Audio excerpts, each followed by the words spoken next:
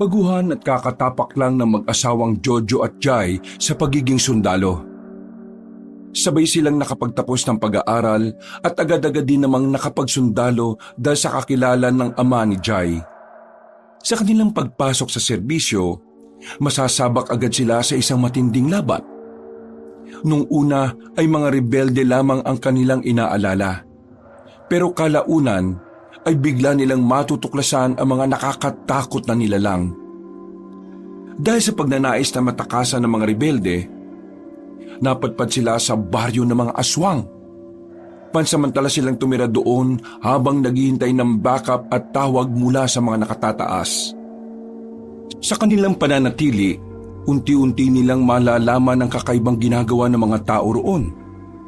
Nang tangkainan nilang tumakas, dito na mas malalagay sa alanganin ang kanilang mga buhay. Kasama ng kanilang mga kaibigan at kabaro, muli silang mapapalaban, pero hindi na sa mga rebelde na parte ng kanilang misyon, kundi laban na sa mga aswang. Ano nga kaya ang mangyayari sa kanila gayong ang mga aswang na iyon ay hayok na hayok sa laman ng mga tao? Makaligtas nga kaya sila at maabutan ng mga iba nilang mga kasama? O doon na lamang din sila malalagutan ng hininga? Ang mga kasagutan ay dito lamang malalaman sa ating channel. Mag-subscribe at pindutin ang bell icon para updated ka sa ating mga upload.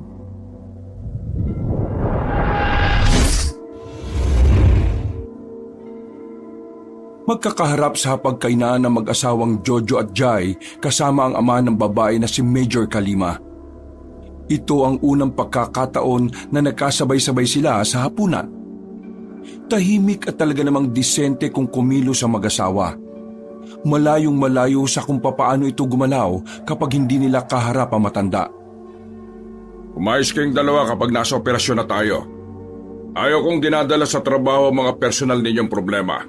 Naintindihan niyo ba ako? Nabigla ang mag-asawa nang yun agad ang ibinungad sa kanila na matanda. Hindi kasi nila alam na may alam na rin pala ang ama ni Jai na napapadalas na ang kanilang pagtatalo. Maagang nag-asawa at nagpakasal si Jojo at Jai. High school pa lang ay magkasintahan na silang dalawa. Nang magtapos ng kolehiyo, napuwersa silang magpakasal dahil nahuli sila ni Major Kalima na magkasama sa iisang kwarto habang walang mga saplot. Kaya 20 anyos pa lang, mag-asawa na sila. Muli silang pinag-aral ng Major para makapagsundalo. At ngayong wala pang isang taon, nakapasok na sila sa serbisyo. Kung ang mag-asawa lang ang tatanungin, wala naman talaga silang interes sa pagsusundalo. Pero dahil sa lakas ng impluwensya ni Major Kalima, mas madali silang nakapasok di gaya ng iba. Akala niyo ba hindi ko alam na madalas kayo nag-aaway? Hindi na nga kayo magkaanak hindi pa kayo magkasundo. Umayos nga kayo. Dad, nasa pagkainan tayo. Hindi ito ang tamang oras para pag-usapan ng mga ganyang bagay. Abay, kailan ba ang tamang oras?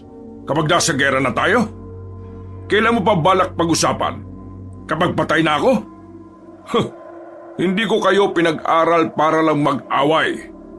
Kaya ko kayo pinasok sa pagsusundalo para mas lalong tumibay ang samahan ninyo. Dad, hindi naman kasi namin talaga interes ang pagsusundalo Kaya sa halip na tumibay kami, mas lalo lang namin hindi nakikilala ang isa't isa. Mas maayos pa nga kami nung high school at college kami. Kahit pa paano sweet kami sa isa't isa. Ngayon, wala na. Sa sobrang pagod sa mga training na yan, wala na kaming oras para sa isa't isa. Mahal, hayaan mo si Dada magsalita. Hayaan? Bakit? Palagi na lang bang lalaki may say sa pamamahay na ito? May utak din naman ako na maayos namang gumagana. Hindi ko pa pwedeng sabihin lahat ng nasa utak ko? Ano bang problema mo, anak? Bakit ba bigla-bigla ka nalang sumasabog ng ganyan? Problema ko? Kayong mga lalaki. Feeling nyo kasi, lahat ng ginagawa nyo tama. Ang galing nyo magmanipula ng damdamin at ng isip ng tao. Watch your words, Jaira. Hindi ko na nagugustuhan ang mga sinasabi mo. Maayos naman kasi dapat tayong maghahaponan ngayon eh. Sinisimulan niyo lang ako eh. Jojo, kalmahin mo tong asawa mo ah. Baka ano pang magawa ko dyan? Mahal naman. Kumalma ka nga. Pag-usapan natin ng mahinahon ng mga bagay-bagay. Wala namang mangyayari kung init ang ulo agad ang paiiralin natin eh. Bagyang kumalma ang babae. Tumingin na lamang ito sa malayo. Noon pa man, ganito na talaga ang ugali ni Jai. Kahit pilitin itong maging disente at formal, lumalabas talaga ang pagiging asal kalye nito. Bagay na kinaiinisa ng ama. Basta, magtino kayo kapag nasa operasyon na tayo. Ako maglilid doon kaya umayos kayo. Ayaw ko mapaya sa mga upper ko. Oo, magiging maayos kaming dalawa sa trabaho. Para hindi ka mapahiya kasi may ipinasok kang anak at manugang. Dad, huwag ho kayong mag-alala. Magagamit naman namin lahat ang natutunan namin sa training. Although, hindi talaga namin gusto ang pagsusundalo. Pero sa maraming taon na pag-aaral, alam kong kakayanin naman namin ito. Mabuti ba tong asawa mo eh? Madaling makaunawa. Handang mag-adapt sa sistema. Gayahin mo tong asawa mo, Jaira. Hindi yung kung ano-ano na lang kasi yung ginagawa mo sa mga libre mong oras eh. Uwi na ako. Nakakawalang gana na kumain dito. Mula nang mawala si Mami, wala nang buhay ang bahay na ito eh. Padubog na tumayo ang babae at dali-daling lumabas ng bahay. Hinabol naman ito kagad ng lalaking si Jojo. Naabutan niya ito sa gate. Hinawakan niya ang braso nito at saka iniharap. Mahal, kumalma ka nga lang. Lagi ka na lang ganyan eh. Kumalma? Lagi akong ganito? Natanong mo ba kung bakit ako laging ganito? Hindi, di ba? Jai naman, ang hirap mong kausapin ng mayna. Eh di wag mo akong kausapin. Ganun lang naman kasimple yun eh. Kausapin mo na lang yung kababata mong malandi na text pa rin ang text sa'yo kahit na alam na may asawa ka na. Mahal, ito na naman ba tayo? Oo, eto na naman tayo at paulit-ulit lang ito. Wala itong katapusan hanggat hindi nawawala sa buhay natin ang lintik na kababata mo na walang respeto sa nararamdaman ng iba. Ilang beses ko bang ipapaliwanag sa iyo, Jai, na kaibigan ko lang si Karen? Kababata ko lang. Walang namamagitan sa amin. Kahit na nag-uusap kami paminsan-minsan, wala yun. Eh ano ba kasing mahirap intindihin na kapag hindi ako komportable, hindi ako komportable. At lahat ng ayaw ko, layuan mo. Kasi alam kong hindi naman yung makabubuti sa atin eh. Kung ayaw mong layuan, bahala ka sa buhay mo. Mauna na ako. Dami mong issue. Apelido ko nga, hindi mo ginamit eh. Kahit kasal na tayo kasi yan ang gusto ng papa mo. Umangal ba ako? Hindi yun ang issue dito. Hoy! Sandali lang! Agad na pumasok ang babae sa sasakyan at mabilis na pinaandar. Hindi na nakasunod pa ang binata dahil wala naman siyang magagamit na iba pang sasakyan. Napapakamot na lang siya ng ulo nang bumalik sa loob. Sandali silang nag-usap ng kanyang biyenan at pagkatapos ay nagdesisyon ng lalaki na magpalamig na lang din muna ng ulo. Dakong 9:00 ng gabi, kasama niya ang dalawang kaibigan. Nasa isang bar sila. Magkakausap habang nagiinuman. Mga sundalo rin ang mga ito. Mas nauna nga lang sa kanila. Dahil simulat sa pool, yun naman talaga ang ginustong trabaho ng dalawa. Eh bakit kasi hindi mo na lang iwasan yung kaibigan mo si Karen para wala na kayong issue? Madali lang naman yun eh. Anong madali? Paalala ko lang sa iyo ha. Nakilala ni Jojo si Karen, wala pa si Jai. Ibig sabihin, mas marami silang pinagsamahan kaysa sa asawa niya kasi childhood friend niya yun. Iyon nga ang hindi matanggap ng asawa nitong tropa natin eh. Hindi niya matanggap na merong nauna sa kanya na mas marami pang alam sa asawa niya. Kaya nga para wala na lang away, kalimutan mo na yung Karen na yan. Eh wala naman kasing ginagawang masama si Karen eh. Ito lang naman si Jai ang nag-iisip ng kung ano-ano. Kilala natin to si Jojo pare. Alam naman nating matinong lalaki to, di ba? Kahit nga bigyan mo ng babae na kahubad yan eh, hindi niya papatulan yun. Hindi naman to tungkol sa kung matino bang lalaki si Jojo pare. Ito'y tungkol na lamang sa respeto. may asawa na si Jojo. Kaya sana magkaroon naman ng limitasyon ng mga babaeng kaibigan niya. Lintik na yan. Alas 12 ng gabi tatawag. Magtatanong kung anong pwedeng inumin kapag masakit ang balakang. Doktor ba tong si Jojo? Hindi naman Yan ang kinabubuisit ni Jai, pre. Yung respeto. Nakakabastos kaya yung ganun. Eto naman si Jojo, siyempre mabait. Kahit alanganing oras kakausapin niya. Sira ulo din eh. Oo na. Alam ko naman talagang may mali rin ako eh. Masyado akong hindi naging mindful sa nararamdaman ng asawa ko. Siguro tama si Fidel. Iiwasan ko na lang muna si Karen. Pare, for good yan Kasi alam mo, hindi na healthy si Karen sa pagsasama ninyo. Ibig mong sabihin, kakalimutan na ni Jojo yung kababata niya? Oo, mas maigi. Kasi alam mo kung bakit. Wala siyang respeto sa asawa nito.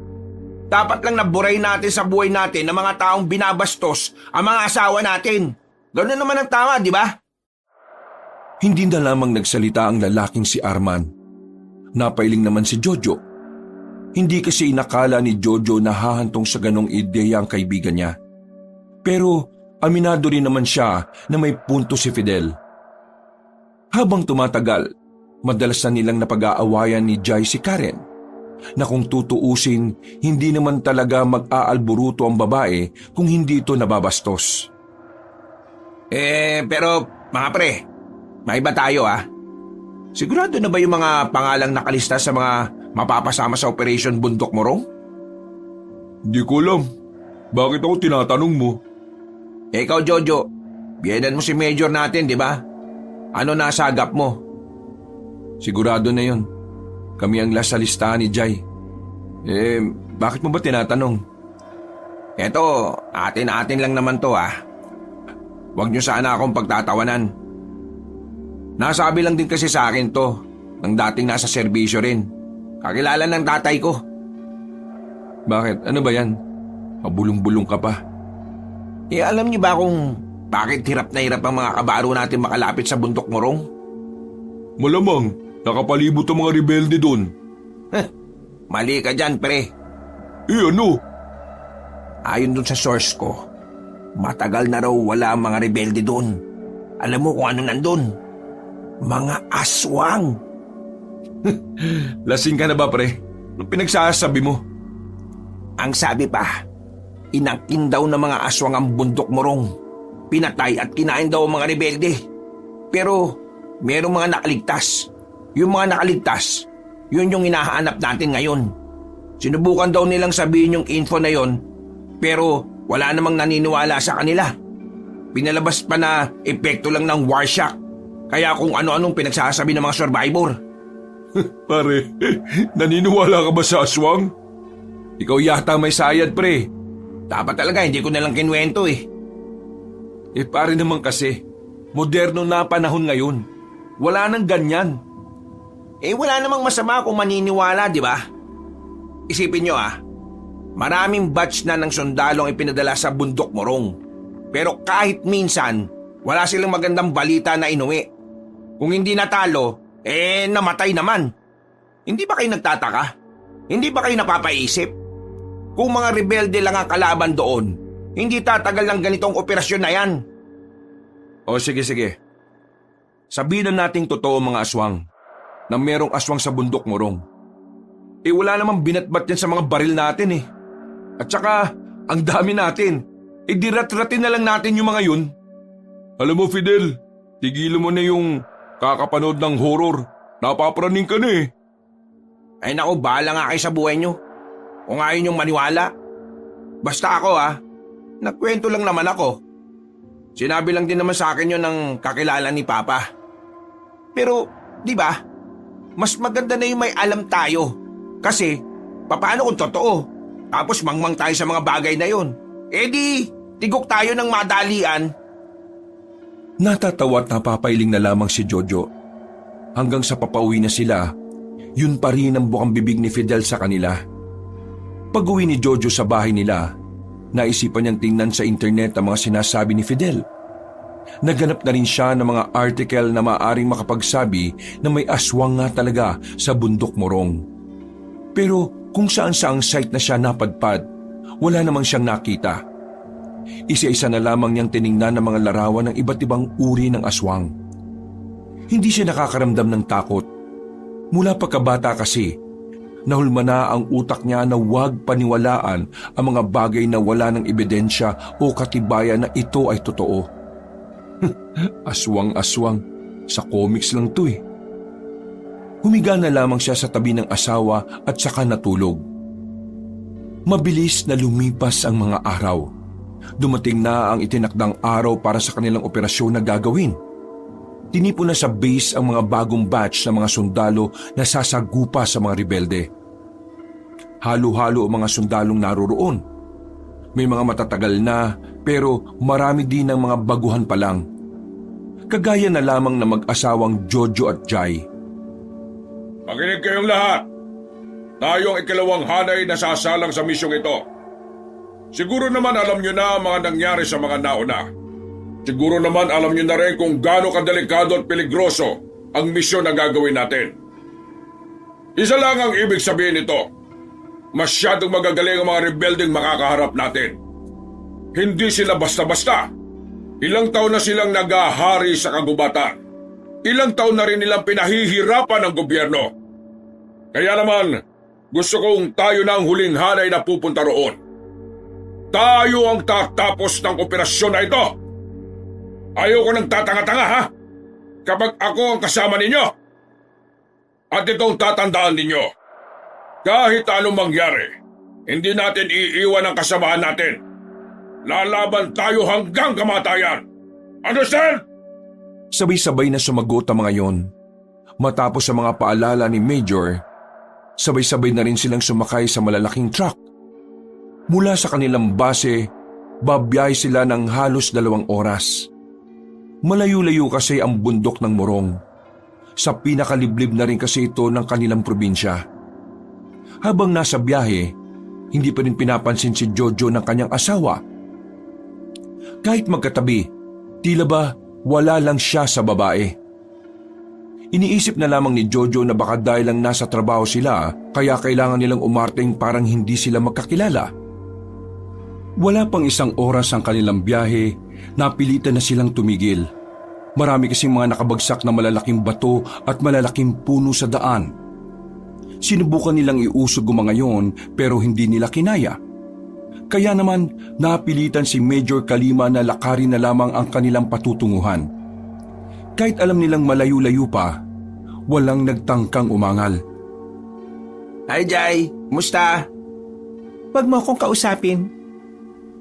Naglakad na mabilis ang babae at naiwan silang 3 sa likuran. Para kasing siraulo eh. Alam mo nang wala sa mood eh. Hayaan na lang muna natin. Hinintay ko na lang din na lumamig muna ang ulo niya. Tsaka ko na lang kakausapin. Ang layo pa ng lalakarin natin. Kakayanin pa kaya ni Major? Gagi ka. Kapag ikaw narinig niyan, yari ka. Sa totoo lang, nag-aalala rin talaga ako. Pero siya naman ang may gusto nito eh. Sa halos kalahating oras na nilang paglalakad, meron silang tinigilan na abandonadong kainan. Isa itong malawak na bakuran. Napupuno na ng sapot ng gagamba ang bahay.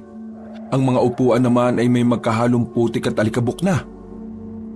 10 minutes and we will proceed. Kanya-kanyang upo na lamang sila roon.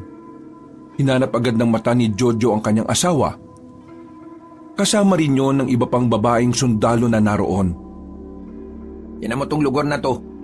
Ni-raid siguro ng mga rebelde to o baka aswang. Yan ka na naman, mukha ka talagang aswang pre. Uy, Private Magsino. Hindi ka pa rin ba pinapansin ni Private Kalima na anak ni Major Kalima? Di pa rin. Pero pinapabayaan ko lang. Lalapit din naman yan mamaya kapag may kailangan. Wala pang 5 minuto silang nakaupo. Tinawag na agad silang 3 ni Major Kalima. Lumayo sila ng bahagya para hindi sila marinig ng iba pa nilang mga kasama. Corporal Reyes at Corporal Basa, kayong dalawang itatalaga ko na mangunguna sa mga baguhang kabaro natin. Sa madaling sabi, magiging leader nila kayo dahil may mga karanasan na kayo. Ikaw naman, Private Magsino, kausapin mo ang asawa mo at mag-ayos kayo. Makakaapekto ang hindi nyo pagpapansinan sa misyon natin. Sir, yes sir! Pinabalik na agad sila sa kanilang kinauupuan. Matapos nga lang ng 5 minuto, umalis na rin sila kaagad doon. Pumasok na sila sa kagubatan ng matanunan nila ang bundok Morong. Malayo pa yon pero ginanaan na silang maglakbay. Nakatutok ang kanilang mga baril sa kung saan habang naglalakad. Bawat sulok ay sinusuri nila kung merong mga nakaabang na kalaban. Major, tingnan nyo ito oh! Agad na lumapit si Major sa tinuturo ni Fidel. Nakita nila ang uniforme ng sundalo na kagaya ng sa kanila. Buto-buto na lamang ang naroon. At ang bungo pa nito ay wasak pa ang bandang bumbunan. Mga bakas na mga kasama nating nagbuwis ng buhay. Ano bang ginagawa mo? Corporal Reyes, unan mo ng larawan. Hindi lang yon ang unang kalansay na nakita nila roon. May mga nakita pa silang 3 kalansay ng sundalo sa unahan.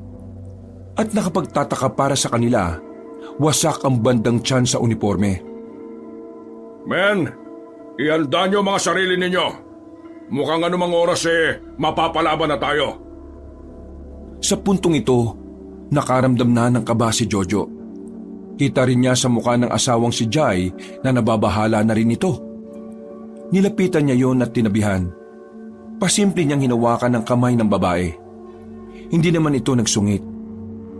Maya-maya pa ay nagpatuloy na rin sila sa paglalakbay. Pero habang patagal ng patagal, kakaiba na ang mga bakas na kanilang nakikita. Napatingin sila sa katawan ng mga puno. May mga malalaking hiwa doon na parabang kalmot ng mababangis na hayop. Dahil dito, ay nabuhay na naman ang kaisipan ng lalaking si Fidel. Na baka sa kanilang pupuntahan ay may mga nag-aabang na aswang. Sinasabi ko naman sa inyo may aswang talaga dito Corporal Reyes, anong binubulong mo kay Private Magsino? Pinagpawisan ng malamig si Fidel dahil doon. Nilapitan siya ng Major at sandali siyang tinapik sa dibdib. Hindi ba't isa sa mga ayaw ko yung pagbubulungan? Kung meron kayong nalalaman o gustong sabihin, sabihin niyo sa lahat. Now tell me, anong sinasabi mo kay Private Magsino?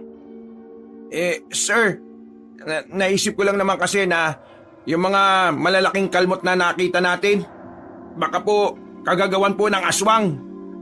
Nagsalubong ang kilay na matandang si Major Kalima.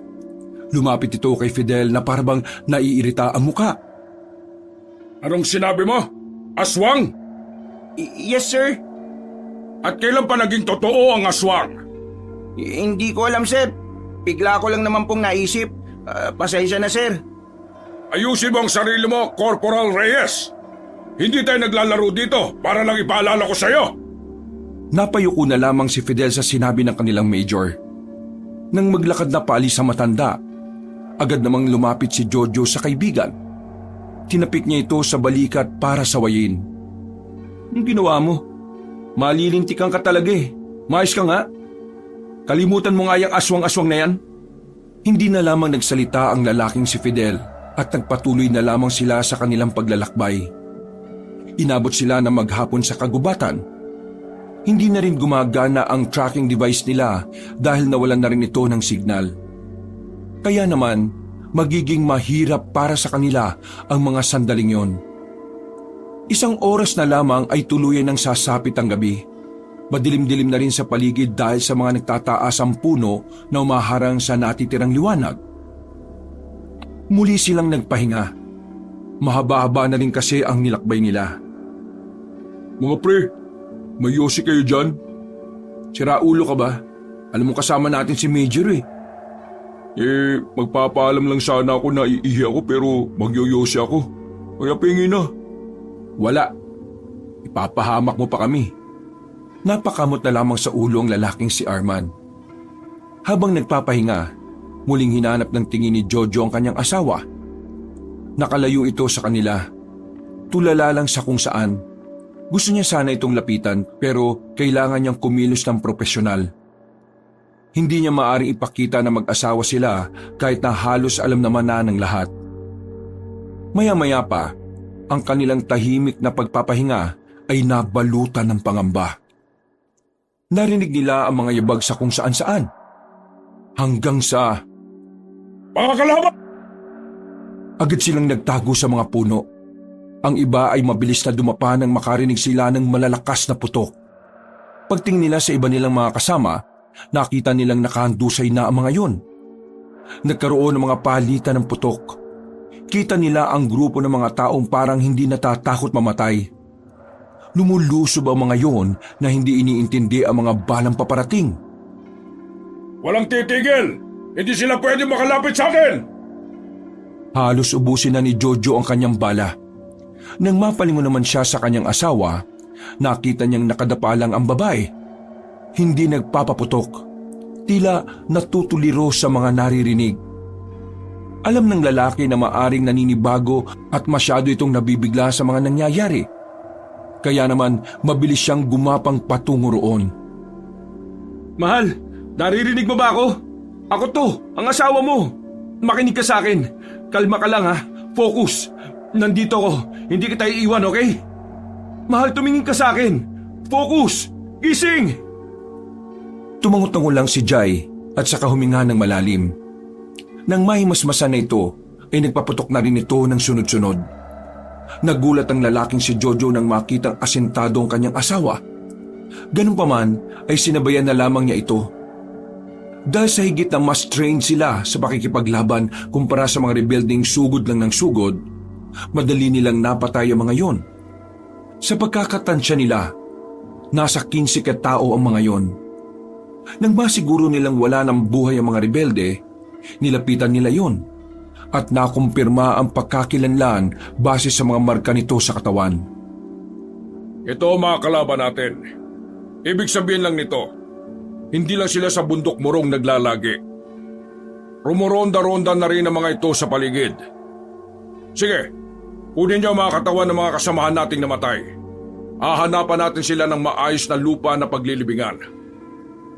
Walang kumilos sa sinabing yon ni Major Kalima. Kaya naman sumigaw ito ng malakas. Bakit ganyan ang mga mukha niyo mga bago? Hindi niyo ba napaghandaan ng ganitong senaryo? Mga sundalo kayo! Dapat alam niyong anumang oras ay maaaring ilan sa atin ang mamatay. Huwag niyo kong pakitaan ng mukhang parang natatakot at naduduwag ha! Sumama kayo rito. Ibig sabihin, handa kayong mamatay para sa bayan! Itaas niyo ang mga noo ninyo! Sabay-sabay na tumugon ng mga sundalo. Agad na rin nilang binuhat ang 4 na katawan ng kanilang mga kasama. Sa nangyaring yon, napagtanto ni Jojo na hindi nila alam kung kailan sila mamamatay. Kaya nang makahanap na sila ng bagong pagpapahingahan, kinausap na niya ang kanyang asawa. Mahal, ayos ka na ba? Ayos na ako. Huwag na tayong mag-away ah. Ayoko masayang yung oras natin. Hindi natin alam kung kailan tayo mamamatay. Baka mamaya namatay na lang tayo ng hindi nagkakabati. Huwag kang magsalita ng ganyan. Hindi tayo mamamatay. Kapag nangyari ulit yung kanina, dumikit ka lang sa amin ni Arman at Fidel ah. Lalo na sa akin. Gusto kong katabi kita habang nakikipaglaban tayo. Oo na. Nagulat lang talaga ako kanina. Hindi ko inakala na bigla na lang may mga rebelding lalabas para umatake sa atin. Yun ang sinabi sa atin ng tatay mo nung nagsisimula pa lang tayo. Kapag sundalo ka at nasa gubat ka, walang lugar para sa'yo na pwede mong sabihing ligtas ka. Dapat lagi mong iniisip na baka may umatake. Dito natin masasabi na minsan, mas maganda na rin na paranoid tayo. Kawawa naman yung mga kasama nating namatay. 2 sa kanila may anak na maliit pa. Yung isa naman ikakasal na sana at yung isa tulad natin bago pa lang. Ganun talaga.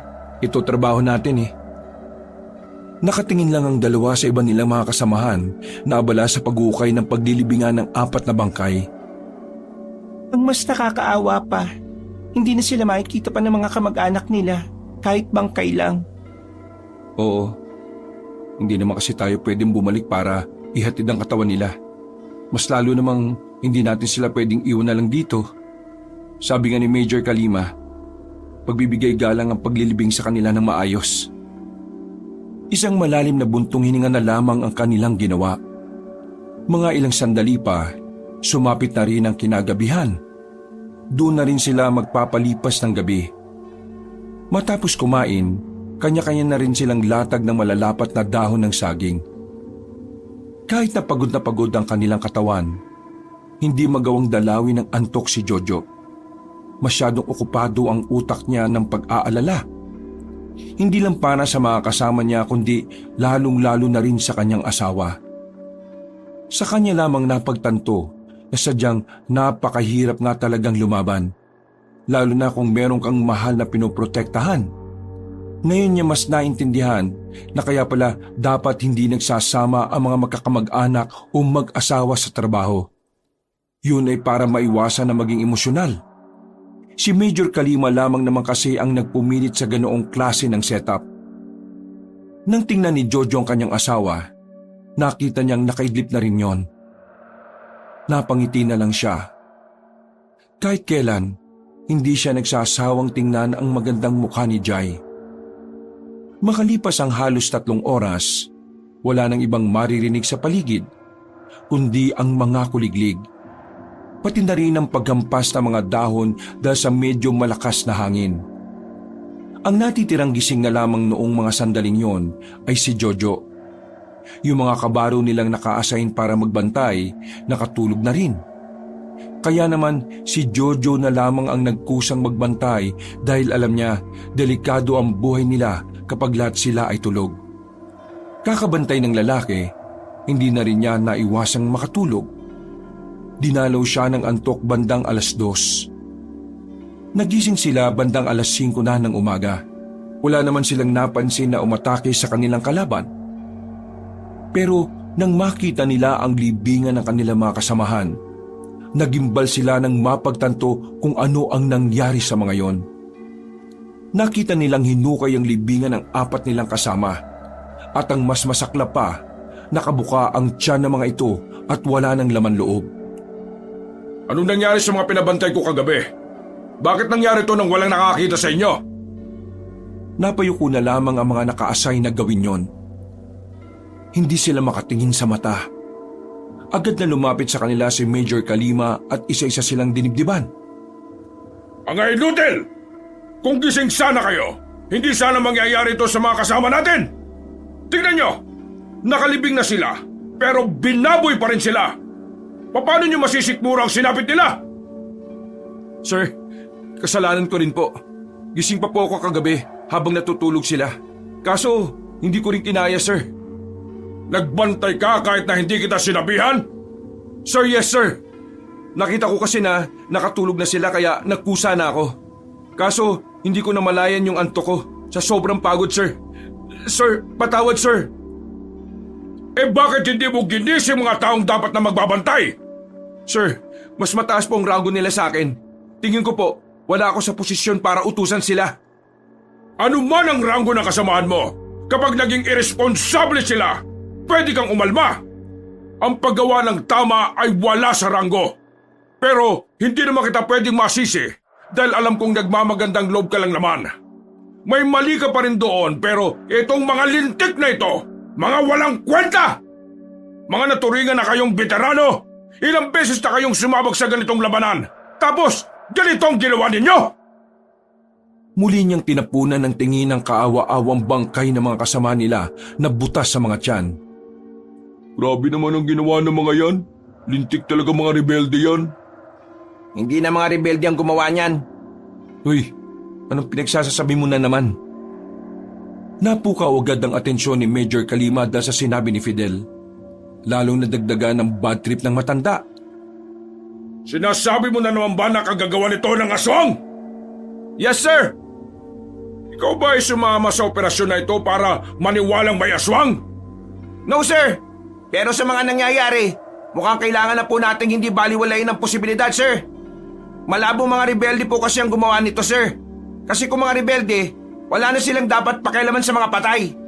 Kundi sa ating mga buhay na lamang na madali naman nilang mapapaslang dahil tulog tayong lahat. Hindi rin naman ito magagawa ng baboy ramo dahil malalim na po ang pagkakahukay natin. Isa pa po, may nakatambak na malalaking bato sa hukay nila.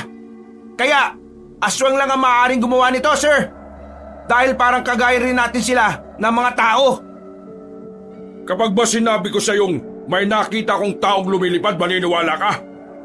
Kahit hindi mo nakikita? Kahit hindi ko nakikita ng aktual, sir, pwede ako maniwala basta may mga ebidensya, sir. Gaya na lang nitong mga nasa harapan natin, sir. Malabong ito ay gawa lang ng... Manahimik ka! Anong karapatan mong gumawa ng ganyang klase ng ideya? With all due respect, sir, bakit hindi po natin pakinggan ang sinasabi ni Corporal Reyes? Nailatag naman na niya ang mga detalye ng observation niya na kung iisipin, meron naman talagang punto. Kung meron sa inyo na kayang kontrahin ang sinasabi niya at makakapaglatag ng maayos na paliwanag kung bakit tao o hayop lang ang may gawa nito, saka natin sabing si Corporal Reyes ay nahihimbing lang. Ikinabigla ni Jojo ang sinabing yun ng kanyang asawa. Hindi niya kasi inakala na sa mga ganoong klase ng sitwasyon, magbibigay ito ng opinyon na sasalungat sa ama ng babae. Lihim na humanga si Jojo. Noong paman, alam naman niya kasing talagang may talino si Jai. Sadyang bara-bara lang talaga ito magsalita at kumilos. At isa ka rin sa naniniwala na may aswang dito? Sir, wala pa akong sinasabing naniniwala ako. Ang sinasabi ko, bilang isang sundalo na may common sense, dapat matuto nating tingnan ng ibang anggulo ng kwento kahit gaano man ito kaimposibleng mangyari. Lalo na kung kitang-kita ang mga ebidensyang hindi natin pwedeng itugma sa isang hayop dahil wala silang kapasidad na gawin ito. Hindi rin naman pwedeng sabihin na rebelde ang gumawa nito. Walang tangang rebelde ang magkakainteres sa mga patay kung meron namang natutulog na buhay na pwede nilang patayin. Kitang-kita sa mukha ng Major na parang nasampal ito ng mga salita ng sariling anak. Sandali itong natameme, pero halatang hindi pa rin magpapatalo. Sige, sabihin na natin totoong may mga aswang na sila ang dumali sa mga bangkay ng kasamahan natin. Anong gusto niyong gawin natin? Unahin sila kaysa sa misyon natin? Sir, sa kahit saang aspeto ng buhay, ano man ang antas mo sa lipunan, kung merong mga hadlang sa gusto mong maabot, yun ang uunahin mo. Sa kaso natin ngayon, masasabi kong kung ang mga aswang ay totoo nga, malaking hadlang sila sa paglalakbay natin. Nakita nyo naman na kaya nilang kumain ng laman ng loob ng tao. Ibig sabihin lang nito, hindi rin nila tayo papalagpasin. Hindi ko sinasabing gawing prioridad ang mga aswang, pero isa sila sa dapat unahin natin habang naglalakbay tayo. Kasi sila ang unang magiging hadlang para marating natin ang patutunguhan natin. Mawalang galang na po, Major. Tama ang sinasabi ni Private Kalima. Mas mainam sigurong maging handa tayo sa anumang posibleng mangyari sa atin. Malaki po ang gubat. Parang ito yung mundo na hindi natin alam kung ano ba ang nakatago rito. Huminga ng malalim ang matandang lalaki. Parang nakuha na nito ang nais iparating ng mag-asawa.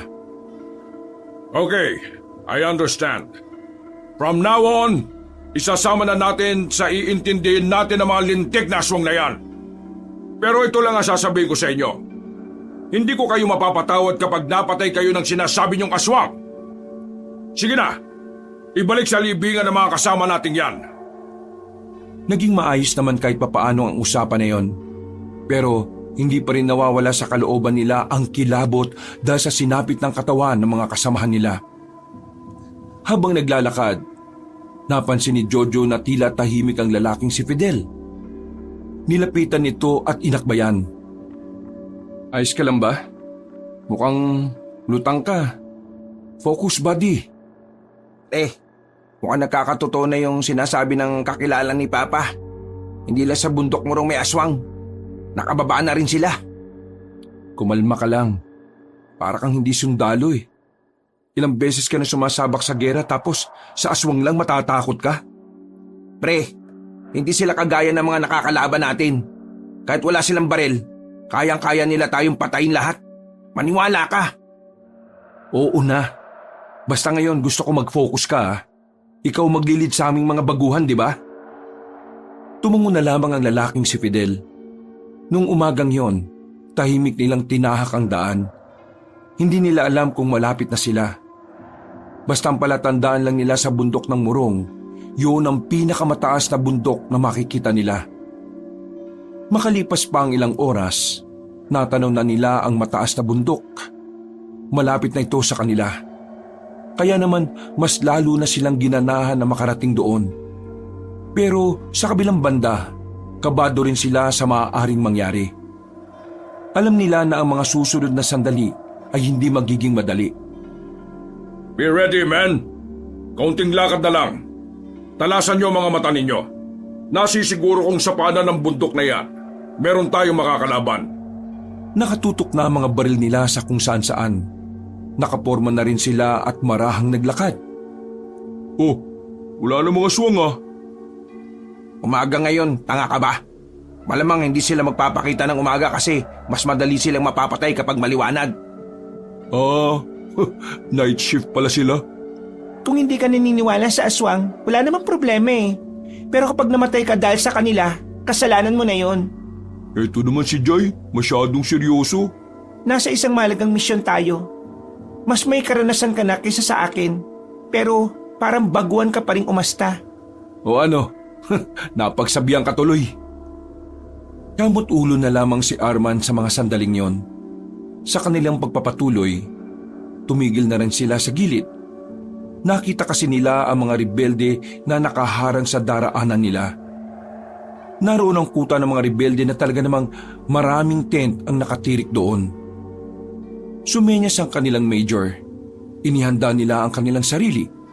Pagsigaw ni Major Kalima, mabilis silang lumabas at saka pinagbababaril ang mga rebelde. Dahil mas nauna silang lumusob, nagkandamatay agad ang mga taong inabutan nila sa labas. Move! Move! Move! Pinasok nila ang mga tent at doon ay inabutan pa nilang nakahiga ang ibang rebelde. Nagmagtangkang magpaputok ang mga yon, hindi na sila nagdalawang isip na paslangin ito. Buong akala nila ay tapos na ang putukan. Pero dahil sa mga putok na umalingaw-ngaw sa kagubatan, naging senyales pala yon para makatunog ang iba pang rebelde. May mga dumating pang bagong hukbo ng kalaban. Sa pagkakataong ito ay mas marami. Sa mga sandaling ito, natansya na kaagad ni Major Kalima na mas marami yun sa kanila. Pero wala itong naramdamang kahit na kaunting takot. Position! Move! Sabay-sabay silang nagtago at dumapa. Hindi sila nagsayang ng oras at pinaulanan na kagad nila ng bala mga yon. Pero laking gulat nila nang makitang naghahagis ng granada mga rebelde. Dahil dito, napilitan silang tumayo at tumungo sa kaliwang banda ng daan. Kagaya nila, magagaling din ang mga yon. Kaya naman, isa-isa na silang nalalagas. Kita ni Jojo kung papaanong mangisay ang iba nilang kasama na tinatamaan ng bala. Kita rin nila nang malapitang pinagbababaril ang mga kasama nilang naiwan. Wala silang magawa sa mga sandaling yon kundi ang lumayo. Hindi kasi nila pwedeng salubungin ang mga rebelde dahil mas marami ang mga yon. Isa pa, may dalang granada ang mga kalaban nila. Meron din naman silang dala. Pero kahit ilang beses na nilang hagisan ang mga kalaban nila, parang hindi yun nauubos. Isang indikasyon lang yon na talaga namang marami ang mga rebelde sa kagubatan. Dahil sa kanilang pagtakas, nagkawatak-watak na sila sa mga sandaling yon. Hindi na nila kasama si Arman. Mas lalong nawala na rin sa tabi nila si Major Kalima. Ang magkakasama na lamang ay si Jojo, Jai at Fidel. Tatlo na lang silang tumatakbo paakyat ng bundok. Ang iba nilang kasama, wala na rin. At hindi rin nila sigurado kung nakaligtas ba si Arman at Major Kalima. Nang malayo-layo na sila, nagtago sila sa maliit na kuwebang nakita nila. Maliwanag sa labas at kapag hindi sila pumasok doon, madali silang makikita. Nilagyan na lamang nila ng mga tuyong dahon ng butas ng kuweba para hindi sila makita. Ilang sandali lang, nanahimik na rin ang buong paligid. Wala na silang maririnig na kahit na anong putok ng baril. Dito na muna tayo hanggat hindi sumasapit ang gabi. Delikado tayo sa labas. Ang aga pa. Ilang oras tayo dito. Baka masuffocate tayo dito. Wala tayong choice eh. Kailangan nating magtiis. Kesa naman maabutan nila tayo. Baka nakakalimutan mo. Itong taas ng bundok, sinasabing dun din sila nakatira. At may posibilidad pa na baka mga aswang ang naroon. Tama si Fidel, Jo. Dito na muna tayo. Tisin na lang natin ang init. Mas maganda na to kaysa mapadali ang buhay natin. Iniis nila ang init sa loob ng kuweba hanggang sa tuluyan ang kumagat ang dilim. Saka pa lamang sila nagkaroon ng lakas ng loob. Pero kahit na ganoon, medyo nababahala na rin sila para sa kanilang kapakanan. Wala na silang bala. Ang tanging meron na lamang sila ay mga kutsilyo.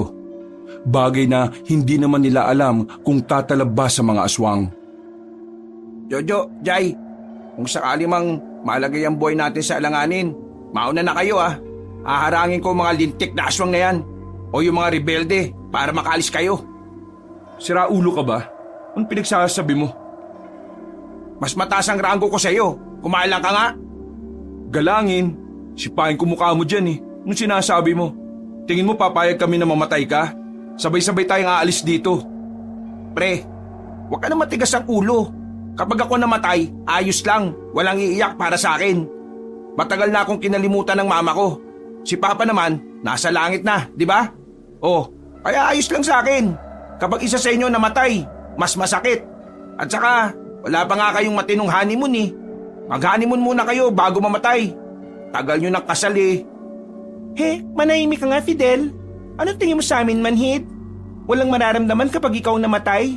From the start, ikaw ang pinakanasandalan namin ni Jojo nung may mga problema kami. Para ka na naming kapatid. Kayo ni Arman. Kaya tumigil ka nga sa sinasabi mo. Kapag nalagay tayo sa alanganin, magkakasama tayong lalaban. Kung mamamatay tayo, ang mahalaga, wala tayong iniwan. Tama si Jai. Hindi to ang tamang panahon para magpakabayani ka, pre. May mga taong malulungkot kapag nawala ka. Isa pa, hindi yun ang tamang paraan para ialay mo ang buhay mo para sa misyon na ito. Pwede ka mabuhay at the same time, naging bayani ka. Walang nga talaga itong mag-asawang to. O na. Mahal na mahal nyo talaga ako, no? Sira ulo ka talaga. Subukan mong gawin yan, sasampalin kita nitong suot kong sapatos kahit mas mataas paranggo mo sa akin. Pero, mas kailangan natin mag-ingat ah. Dalawa kalaban natin, mga rebelde, tapos mga aswang. Kahit na hindi natin nakikita mga aswang, wag nating alisin ang posibilidad na baka meron nga ritong, ha? Napatigil sa pagsasalita ang lalaki na makarinig sila ng mga kaluskos. Agad-agad silang nagtago sa likod ng punong malapad ang katawan. Pasimple silang sumilip. Open area ang kanilang kinalalagyan. Kaya kitang-kita nila ang paligid dahil na rin sa liwanag ng buwan. Oh, ano yun? Pare-pareho silang pinanindigan ng balahibo nang makitang isang nilalang na may mahabang hita at braso. Matutulis ang tenga at ilong. Mapayat na talagang makikita na ang buto nito sa dibdib at tagiliran. Sa mga sandaling ito, agad nilang naisip na ang nilalang na yon ay maaring isang ang aswang. Pre, aswang yan! Tinakpan nila ang sariling bibig para hindi sila makalika ng kahit na anong ingay. Lalagpas na sanang nilalang na yun ang biglang kagati ng langgam si Jojo sa singit. Nagpumiglas ang lalaki at agad na kinamot yun. Pero dahil sa kanyang ginawa, napukaw niya ang atensyon ng aswang na dapat ay paalis na. Kagi ka talaga, pre! Nag-ingay ka pa! Ikaw kaya kagatin ng langgam sa singit? Ayan na, nakatingin na siya sa atin. Kahit kailan talaga, nakakabwisit ka, Jojo. Kabadong-kabado na sila sa mga sandaling yon, lalo na nang makitang naglalakad na ang nilalang patungo sa kanila. Nagpapanik na sila at hindi malaman ang gagawin. Mabuti na lang, bigla na lamang gumana ang utak ni Jojo. Kumuha siya ng bato at hinagis niya sa bandang likuran ng aswang. Dahil doon ay nabaling ang atensyon ng aswang sa ibang direksyon. Hindi na ito tumuloy sa kanila. Maya-maya lang ay tuluyan na rin yung nawala. Nakahinga ng maluwag ang tatlo at parabang nabunutan sila ng tinik sa lalamunan. Kinurot agad ni Jai si Jojo sa tagiliran. Ariku, ano bang ginawa ko? Magugas ka kasi ng singit mo lagi para hindi nilalanggam. Hindi ka yata nagpapalit ng brief, pre. Anong pinagsasabi niyo? Nang masiguro nilang wala na nga ang aswang sa paligid, ay nagmamadali na rin silang umalis doon. May naisip akong paraan para hindi agad malaman ng mga rebelde na sundalo tayo. Hubarin natin ang military uniform natin. Tama, galing mo talaga.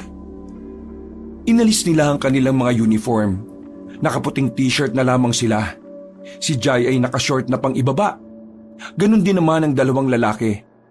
Sa kanilang paglalakad, meron silang nakitang isang lugar. Baryo ito na marami-raming bahay ang naroroon.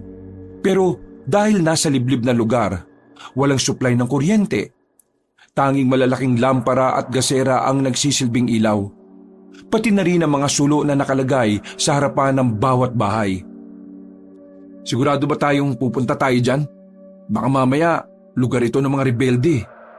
Basta, ang sabihin natin, mga namumundok lang tayo at naligaw tayo. Yun lang.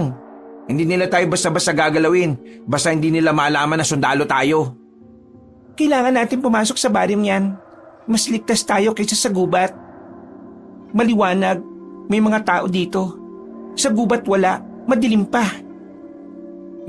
Nag-aalala lang naman ako. Pero kung yan ang gusto nyo, edi sige. Nilakasan na lamang nila ang kanilang loob. Sinimulan na nilang umarte na parabang mga pangkaraniwang tao lamang sila. Mga ilang sandali lang, meron silang nakasalubong na matandang babae. Hindi pa naman ito sobrang uugod-ugod na. Diretso pa ang katawan at mukha namang malakas pa. Tumingin sa kanila ang matanda na parabang inaalam kung sila ba ay mga dayo. Ngumiti ng bahagya at lumapit yon sa kanila. Magandang gabi sa inyo. Hindi kayo taga rito, tama ba? Magandang gabi rin po. Opo, hindi nga po kami taga rito. Ang totoo niyan mga hiker po kami. O yung mga namumundok na tao. Naligaw po kami. Hindi po namin alam kung saan kami pupunta. Kung wala kayong mapupuntahan, bakit hindi na lang muna kayo rito sa amin? Total, ligtas kayo rito kesa naman sa kagubatan. Hindi naman po ba nakakaya yun sa inyo? Baka makabala pa kami sa inyo, manang. May bakanting kwarto pa naman kami sa bahay. 2 lang naman kami ng asawa ko ron. Wala na ang mga anak namin. Kawawa naman kasi kayo kung hahayaan ko kayong magpagala-gala sa gubat. Alam niyo na ba ang mga kwento? Mga kwento? Ano bang tinutukoy nyo? Maraming mga kakaibang nilalang sa kagubatan, lalo na kung gabi. Kakaibang nilalang? Kagaya po ng ano? Kagaya na lamang ng aswang. Nang sabihin nyo na matanda, ay nagkatinginan silang tatlo. Sa hindi malamang dahilan, nagtindigan na naman ang kanilang balahibo. Naalala na naman nila ang malinaw na imahe ng aswang. Tandang-tanda nila ang anyo ng aswang na nakita nila sa gubat. Ibig niyo pong sabihin, naniniwala kayo sa aswang? Noon pa man ay totoo na ang aswang. Hindi naman sila kailanman nawala. Nagtatago lang sila dahil kumukuha lang sila ng tamang pagkakataon para magbalik. Matanong ko lang din po, dito po ba sa baryo ninyo, wala po bang mga aswang?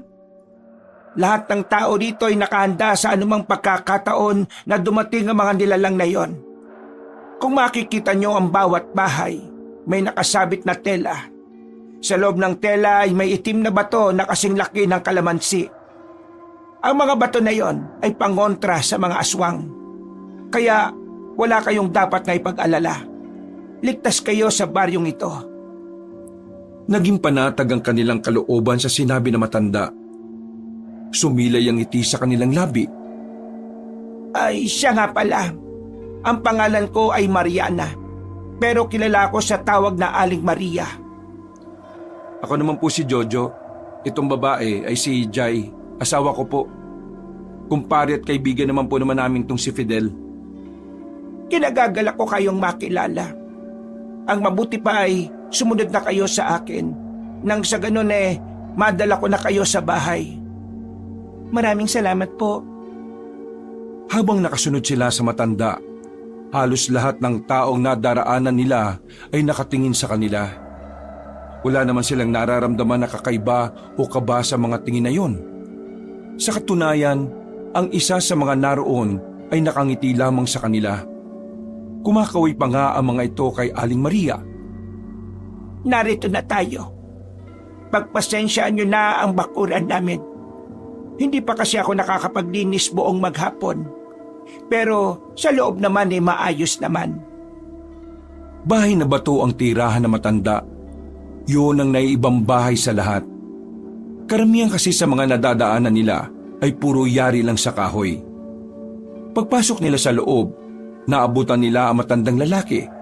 Kalmadong nakaupo. Densyo, may bisita tayo. Mga namumundok ito na naligaw sa gubat. Itong babae ay si Jai. Ito namang dalawa, si Jojo at Fidel. Ang asawa ko nga pala, si Densyo. Kinagagala ko kayong makilala. Mabuti naman at mas pinili nyo na lang na magpalipas dito ng gabi. May napakadelikado na rin kasi kung pipilitin nyo pang tahakin ang kagubatan. Maraming salamat po ulit sa pagpapatuloy. Napakalaking tulong po talaga nito sa amin. Ang babait po ninyo. Di bali po, kapag po kami nakabalik na sa amin, babalikan po namin kayo dito at kami naman po ang babawi sa inyo. Nako, hindi na kailangan. Marami naman ang naliligaw dito at tumutuloy sa amin. Hindi namin sila hinihinga ng kahit na anong kapalit. At lahat naman ang napadpad dito hindi naman na nakaalis. Po? Medyo napaisip ang tatlo sa sinabing yun ni Mang Densyo. Pero agad din naman inayos ng matandang lalaki ang kanyang sinabi. Ang ibig kong sabihin, lahat ng umalis na rito sa amin, hindi na nakabalik. Siguro, masyadong masukal na rin tong lugar namin. Sobrang liblib. Kaya kahit gustuin man nilang balikan kami para makabawi, hindi na rin naman nila nagawa. Hindi naman namin sila masisisi. Kasi kung kami lang ang tatanungin, ayaw na rin naman namin silang bumalik dito. Gawa nga ng delikado nga sa gubat. Tama si Densyo. Delikado talaga sa gubat. Kaya nga bukas ng umaga, may kakausapin akong tao para ihatid kayo paalis dito. Nang sa ganon ay walang mangyaring masama sa inyo. Si Paring Tupasyo, sasamahan kayo nun bukas. Ay, teka lang. Ipaglalaga ko nga kayo ng saging para bago man lang kayo magpahinga may kinain kayo. Nako, maraming salamat po. Para sa kanila, tila naging hulog ng langit ang mag-asawang Maria at Densyo. Kung hindi dahil sa dalawang matanda, ay nakikipagsapalaran pa sana sila sa masukal na gubat. Pagkatapos nilang kumain, tumungo na rin sila sa sinasabing silid ni Aling Maria. Iisang papag lang ang naroroon at dalawang unan. Walang gaanong gamit, pero malinis at hindi malikabok. Kapag may kailangan kayo, katukin nyo na lamang kami sa kabilang kwarto. Isara nyo na lang ang mga bintana para hindi kayo gaanong lamigin. Isang kumot lang kasi ang hindi ginagamit kaya lalamigin talaga kayo. Maraming salamat po uli. Ngumiti na lamang ang matandang babae. Umalis na rin ito at naiwan ng tatlo roon. Oh, magtabi kayo sa papag. Ako na lang dito sa baba. Maglalatag na lang ako ng karton. Hindi no. Anong hindi? Gusto ko mag-isa lang ako rito sa papag. Diyan kayong dalawang magtabi. Ha? Bakit naman? Ayaw mo ba akong katabi? Ngayon ayaw ko. Dahil buwisit ka. Nangangalabit ka sa madaling araw. Baka mamaya makalimot ka na nandito si Fidel, ibigla ka na lang maging wild. Huwag niyo akong tindihin, no? Gawin niyo na lang ang gusto niyo. Hindi nga. Diyan kayong dalawa. Oo na, dito na kami.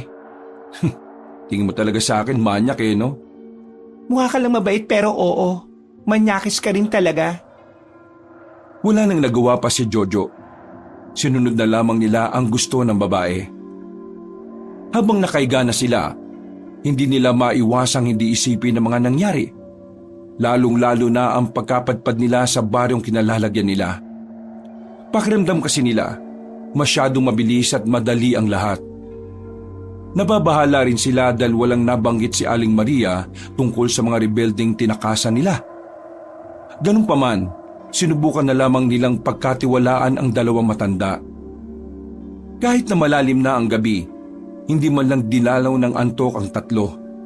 Parang may kung anong bagay ang nagsasabi sa kanila na hindi dapat sila matulog. Kainis. Mukhang aabutin tayo ng umaga na dilat ah. Hindi nga rin ako makatulog eh. Kumusta na kaya si Papa at si Arman? Nag-aalala ko. Paano kung may mangyaring masama sa kanila? Magaling na sundalo ang papa mo. Kaya nararamdaman ko na nasa maayos na kalagayan lang silang dalawa. Alam mo, kung saan ako nag-aalala? Paano kung si Arman hindi pala kasama ni Major? Tatanga-tanga pa naman yun si Arman kapag mag-isa. Sa huling operasyon namin munti ka na siyang mamatay kasi napalibutan siya ng mga kalaban. Diretsuhin ba naman yung daan kung saan kami pinagbabawalang pumunta? Buti na lang kamo, nakaresponde ka agad kami.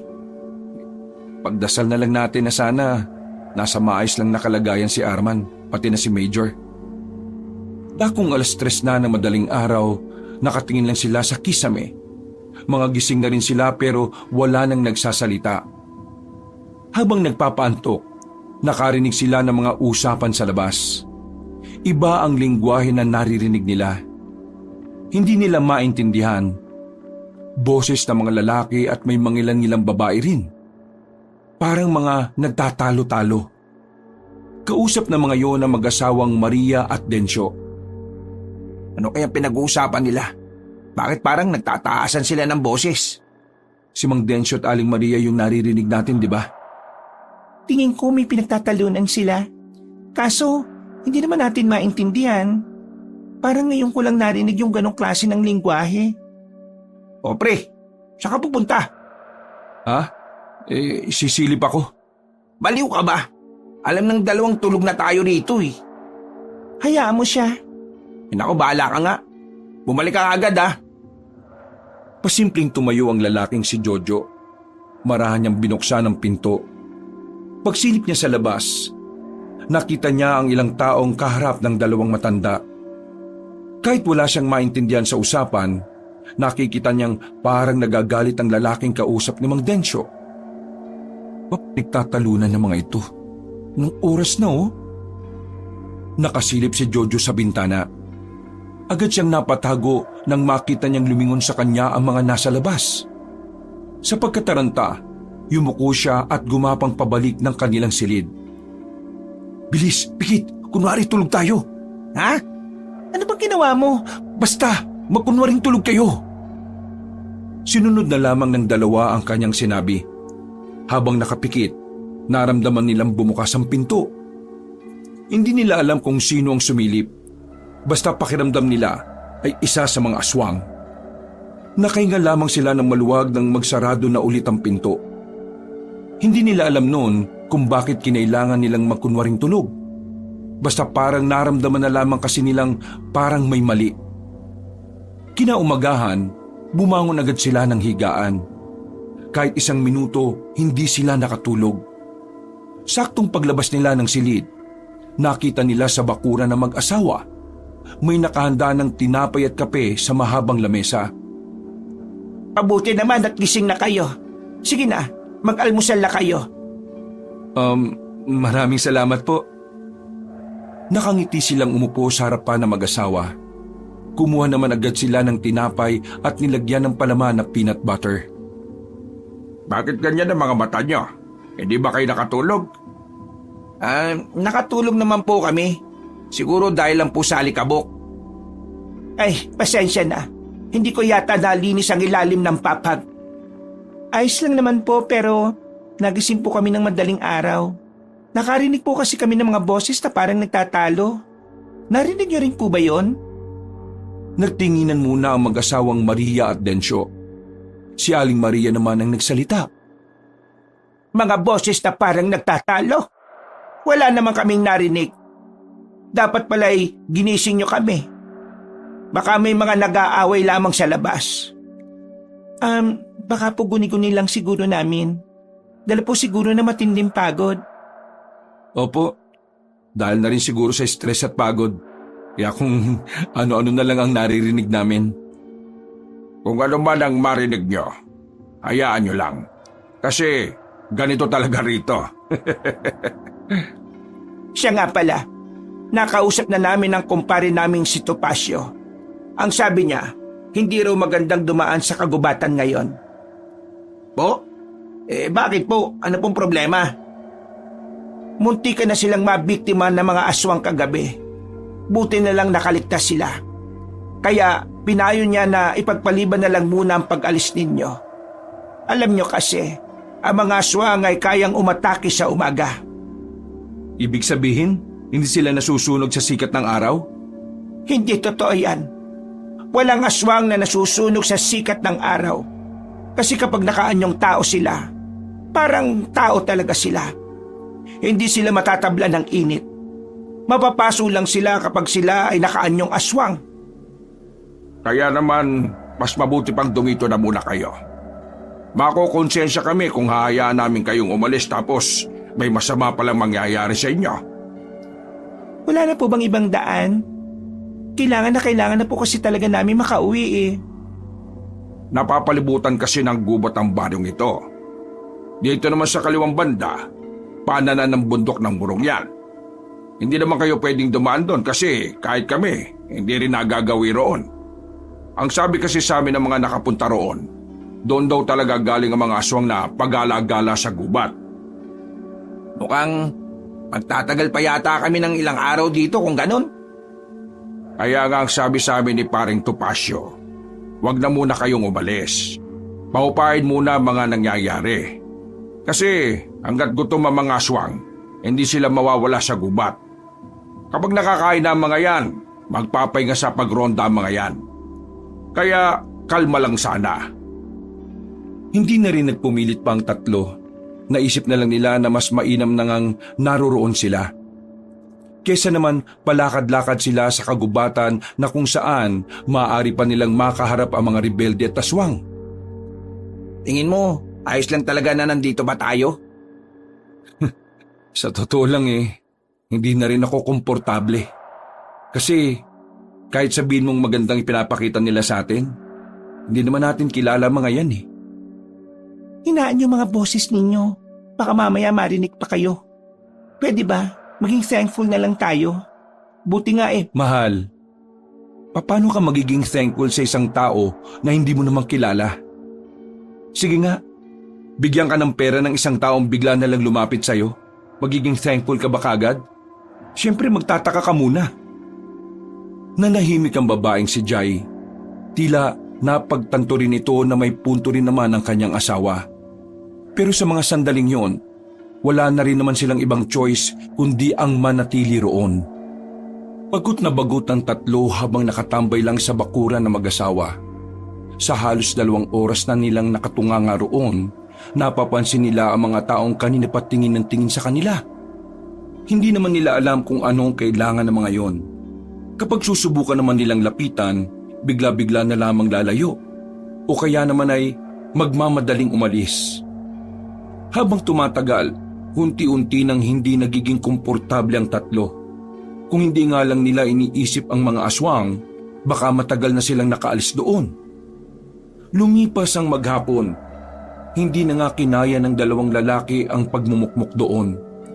Nagpasya sila na lumabas ng bahay.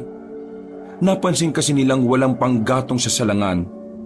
Naisip nilang maghanap-hanap na muna ng mga tuyong sanga sa gubat. Alam nilang medyo delikado, pero paraan na rin nila yun para makapagmasid-masid sa paligid.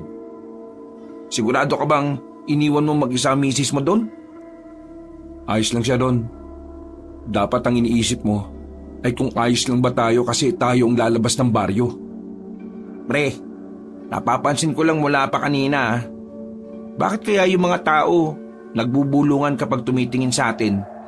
Parang kagabi naman, maayos ang pagtanggap nila sa atin. Oo nga medyo nahihiwagaan na rin ako. Iniisip ko nga, paano kung sila pala mga rebelde? Tingin ko hindi naman. Kasi kung mga rebelde itong mga nandito, kagabi pa lang tigok na tayo. Hindi naman nila alam na sundalo tayo, di ba? Basta. Habang naglalakad sila ay palingon-lingon pa sila sa paligid. Wala naman silang mapansin na kakaiba. Hanggang sa tuluyan na nga silang nakalabas ng baryo at nakarating sa bukana ng gubat. Maliwanag pa naman, pero kahit na ganon, hindi pa rin mawala-wala sa kanilang isipan ng takot.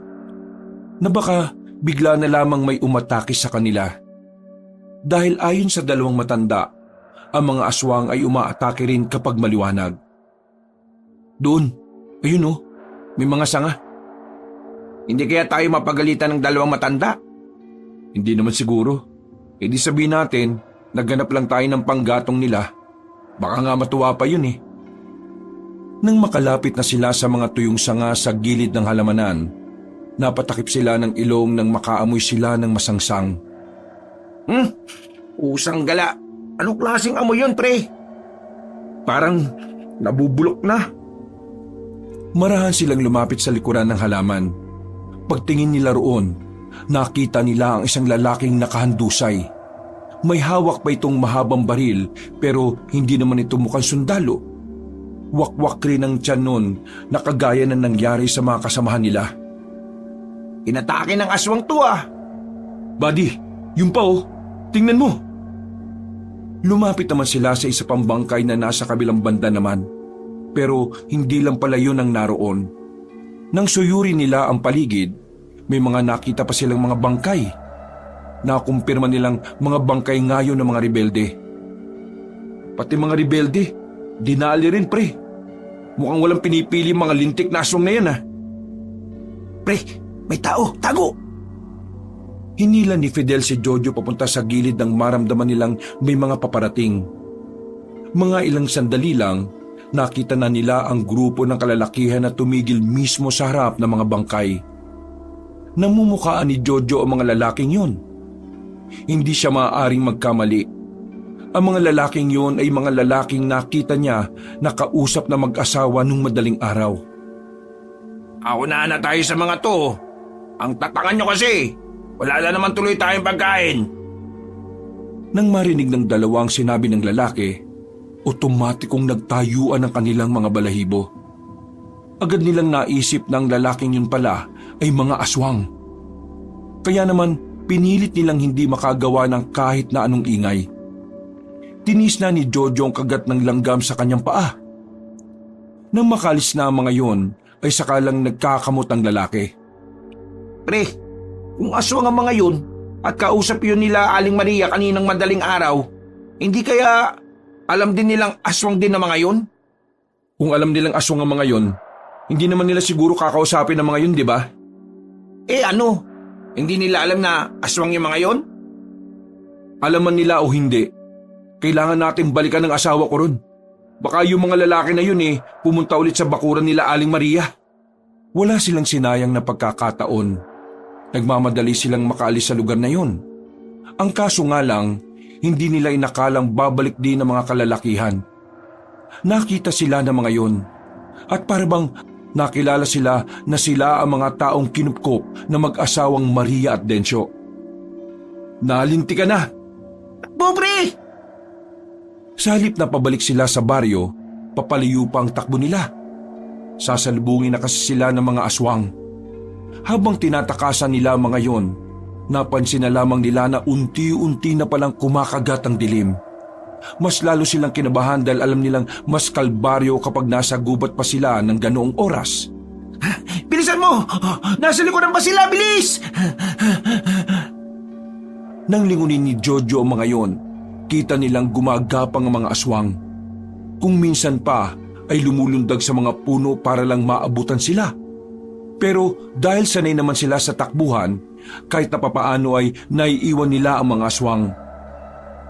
Ang kaso nga lang, dahil pangkaraniwang tao lamang sila, nakaramdam na rin sila ng pagod sa halos 10 minuto na nilang pagtakbo.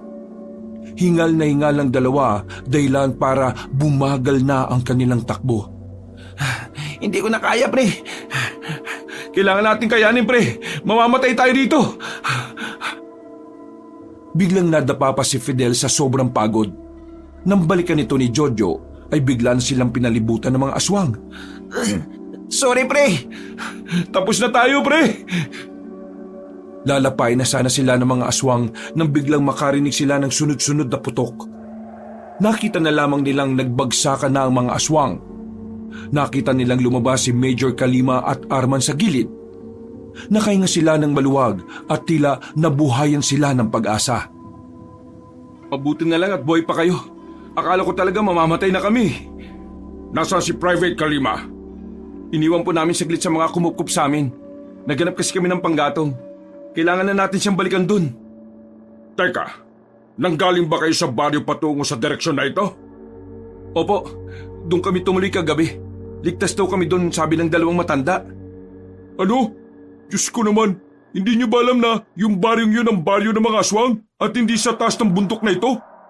Ha? Nadaanan namin ni Major ang baryong yun. Nakita mismo namin yung dalawang matanda na may mga bitbit silang tao at may mga kinakarni sila.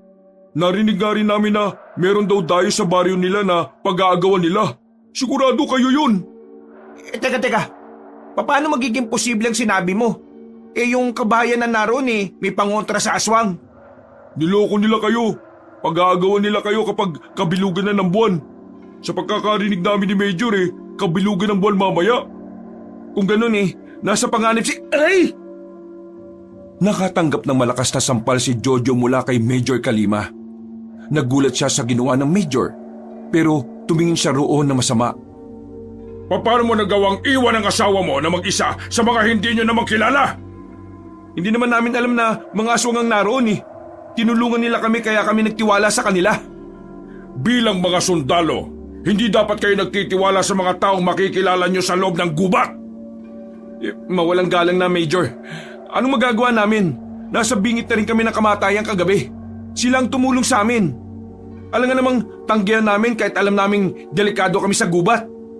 Pero sana, hindi nyo iniwan si Private Kalima na nag-iisa. Napaka-inutil ninyo! Lalo ka ng asawa niya! Ganyan ba talaga ang Major? Naninisi? Sige, sisihan pala Total matagal na ako nagtitimpi sa iyo Anong sinabi mo? Uy, buddy! Si Major yan! Wala na akong pakialam sa Ranggo. Kakausapin kita bilang manugang mo at sumagot ka bilang biyenang ko. Ilabas natin ang pagiging sundalo natin. At ngayon mo ako yabangan. O sige, sinisisi mo ako sa nangyari ngayon? Bakit?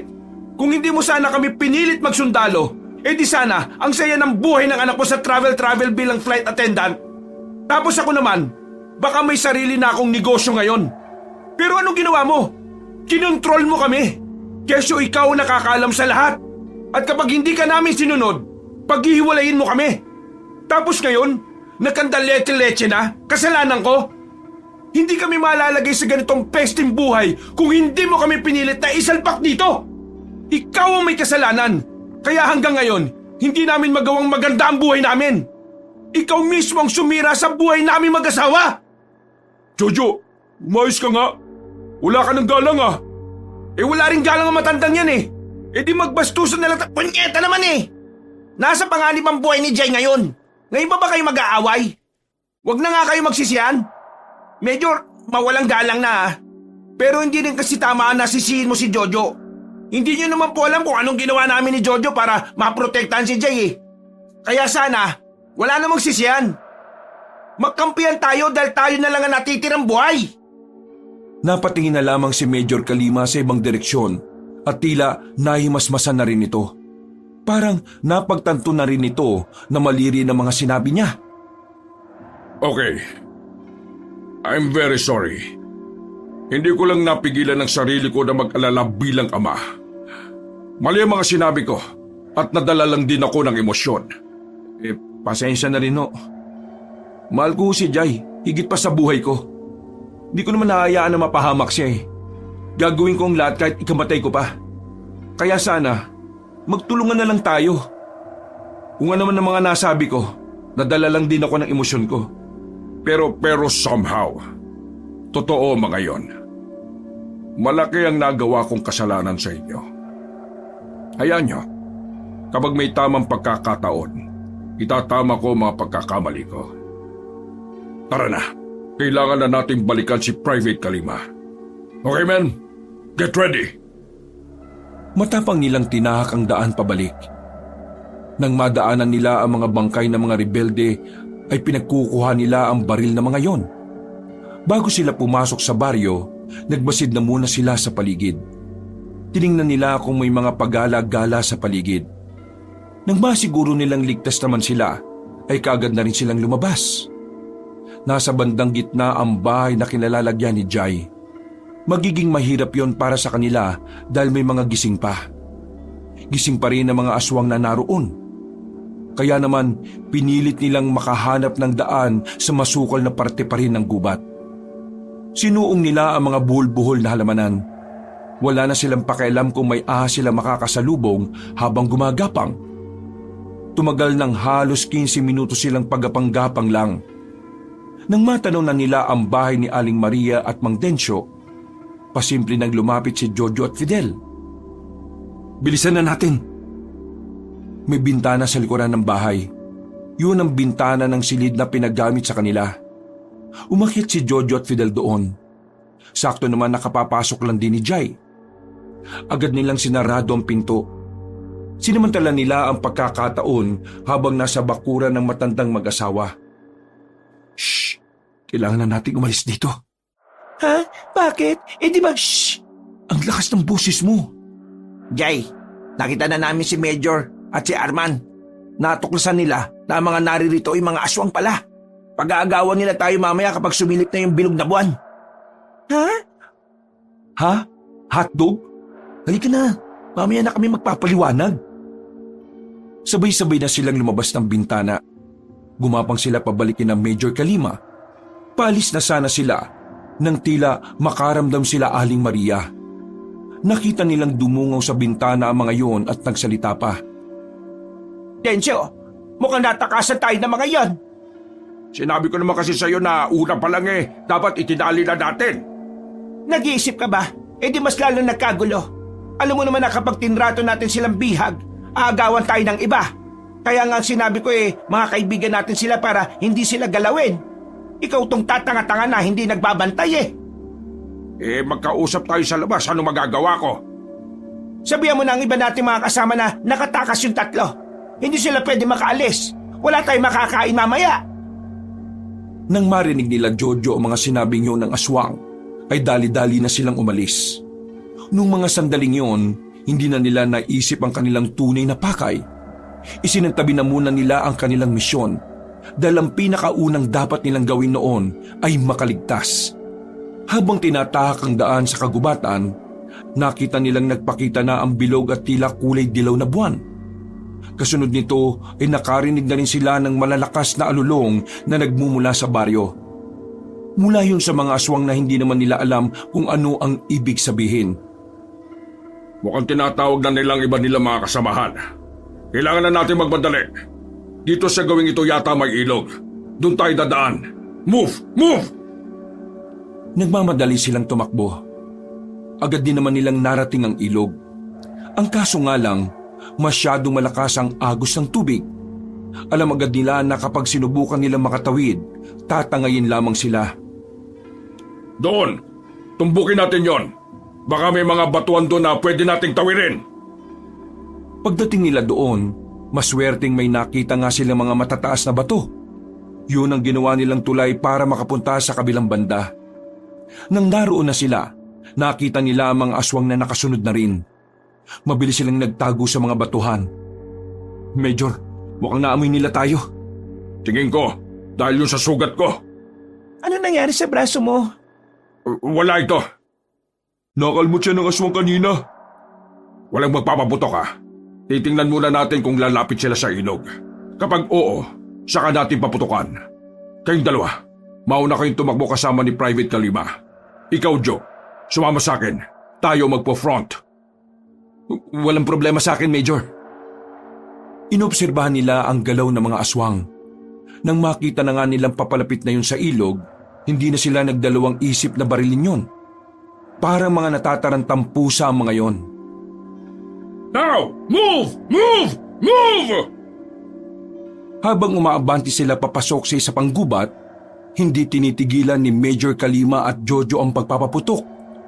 Nang magkaroon na sila ng pagkakataon, sumunod na rin sila kina Fidel. Bakit nyo kami hinintay? Takbo na! Lintik naman Dinig na nila ang mga naghihiyawan, nagsisigawan at umaangil na mga aswang. Ramdam nila sa mga yon ang gigil, galit at pagiging takam sa laman ng tao. Jojo, pagkatapos nito, umuwi ka sa bahay ko. Ha? Buksan mo yung lalagyan ko ng pera. Ang password, birthday ni Jai. Anong ibig niyo sabihin? Nasa loob nun ng pera na ipapamano ko sa inyong mag-asawa. Kayo na ang bahala ron. Bakit po ba kayo nagsasalita ng ganyan? Tumigil sa pagtakbo ang matanda. Humarap ito sa direksyon kung saan naroroon ang mga aswang. Major! Ito lang ang alam kong paraan para makabawi ako sa inyo. Takbo na! Iligtas niyo ang mga sarili ninyo! Abay, siraulo ba kayo? Ang kapal ng mukha mo! Wala ka ng galang! I am the major here, and that's an order! Leave! Pero, That's an order! kahit na ayaw iwanan ni Jojo ang kanyang biyenan, sinunod na lamang niya ang sinabi nito. Pero aalis na sana siya nang mapansin nilang tumigil sa pagsunod sa kanila ang mga aswang. Nakatayo na lang ang mga yon, hindi gumagalaw. Tumigil na rin ang pag-angil ng mga yon. Anong nangyayari, Major? Hindi ko alam, pero mukhang hindi na sila lalapit sa atin. Buti naman kung ganon. Tara, halika na! Sinamantala nilang hindi na kumikilos sa mga aswang. Nagmamadali na silang nakasunod kina Fidel. Tagumpay naman silang nakalayo sa mga nilalang.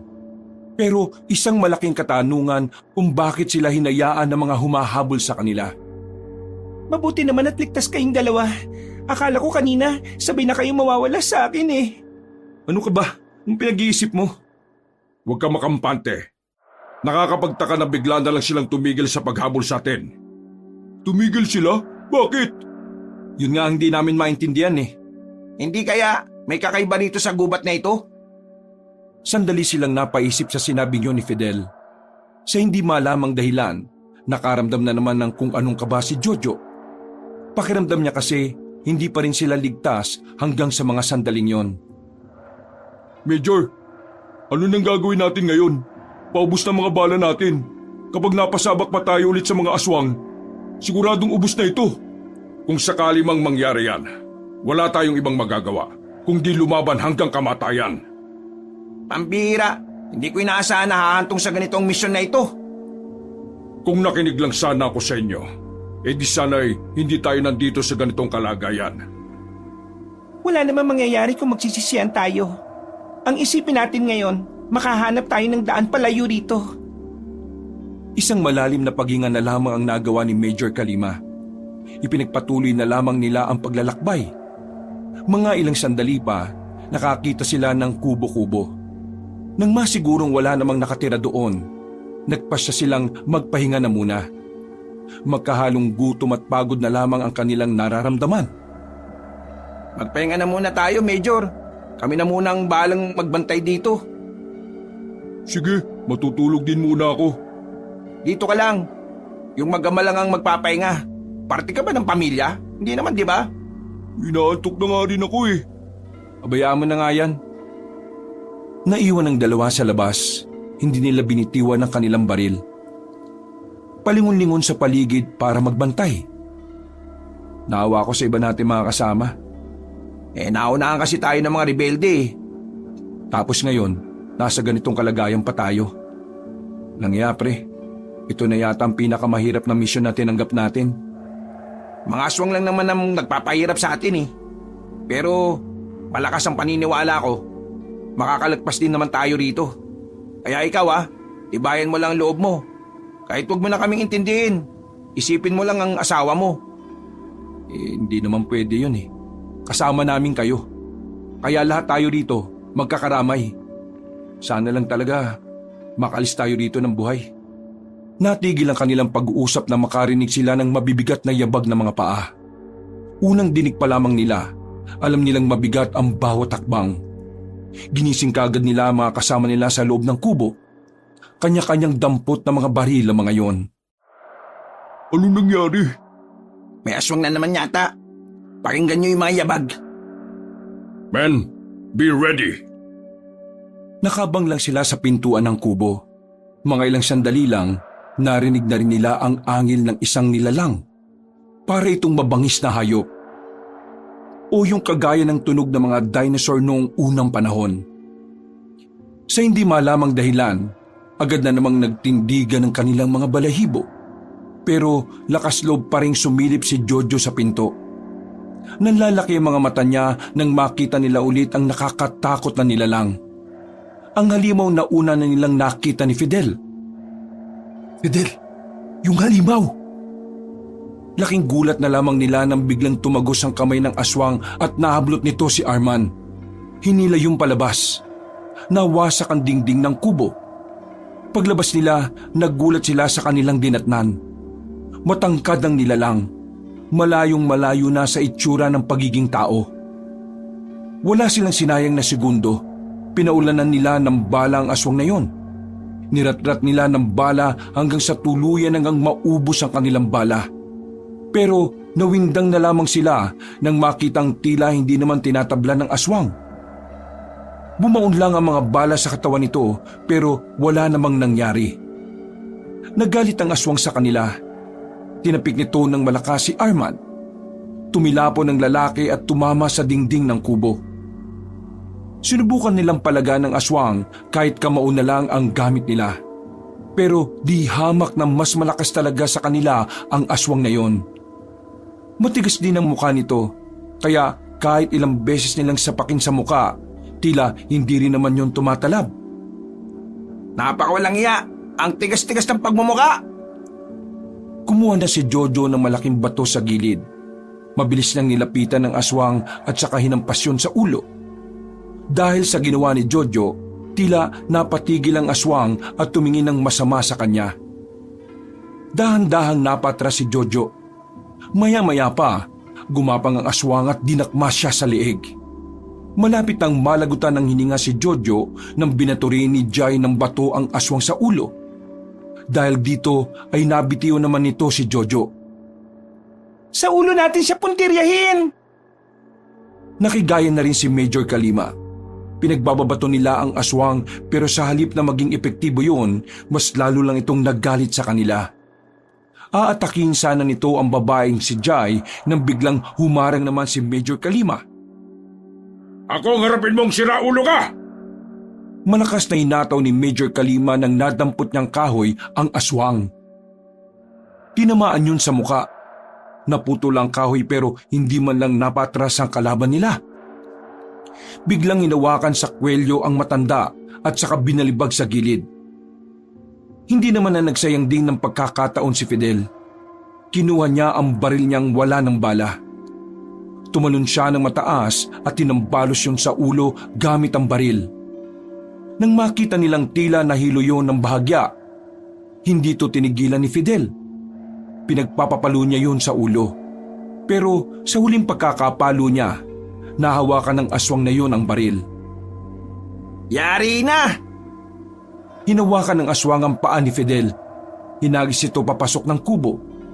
Pagkatapos, tumingin naman ang aswang sa babae.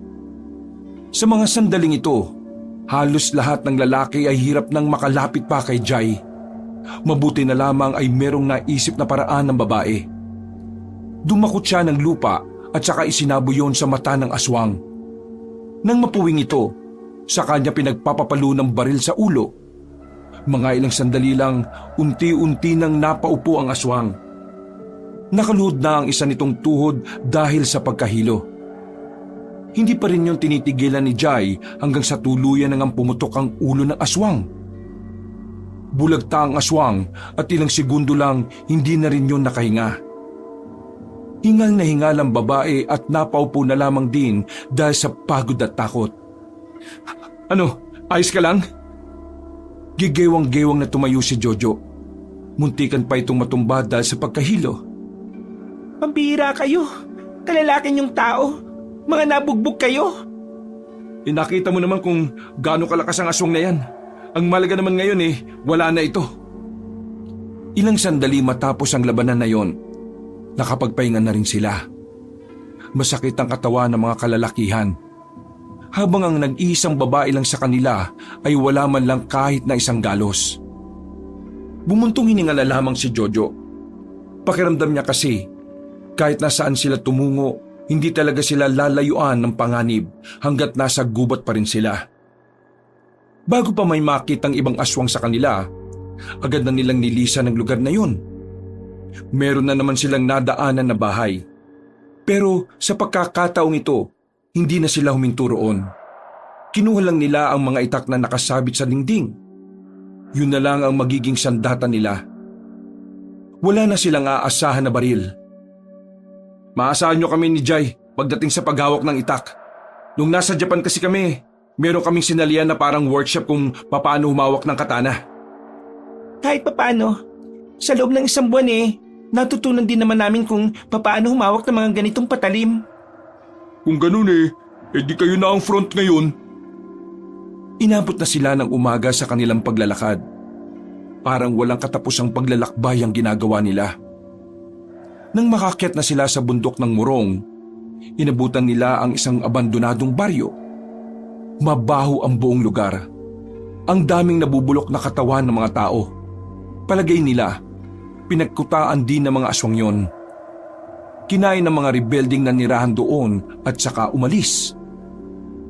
Sa puntong ito, muli silang nakakuha ng mga sandata.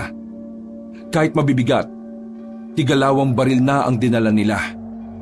Naglagay na rin sila ng maraming bala sa bag na nakuha din nila. Grabe, dito pala talaga nagkukuta ang mga rebelde.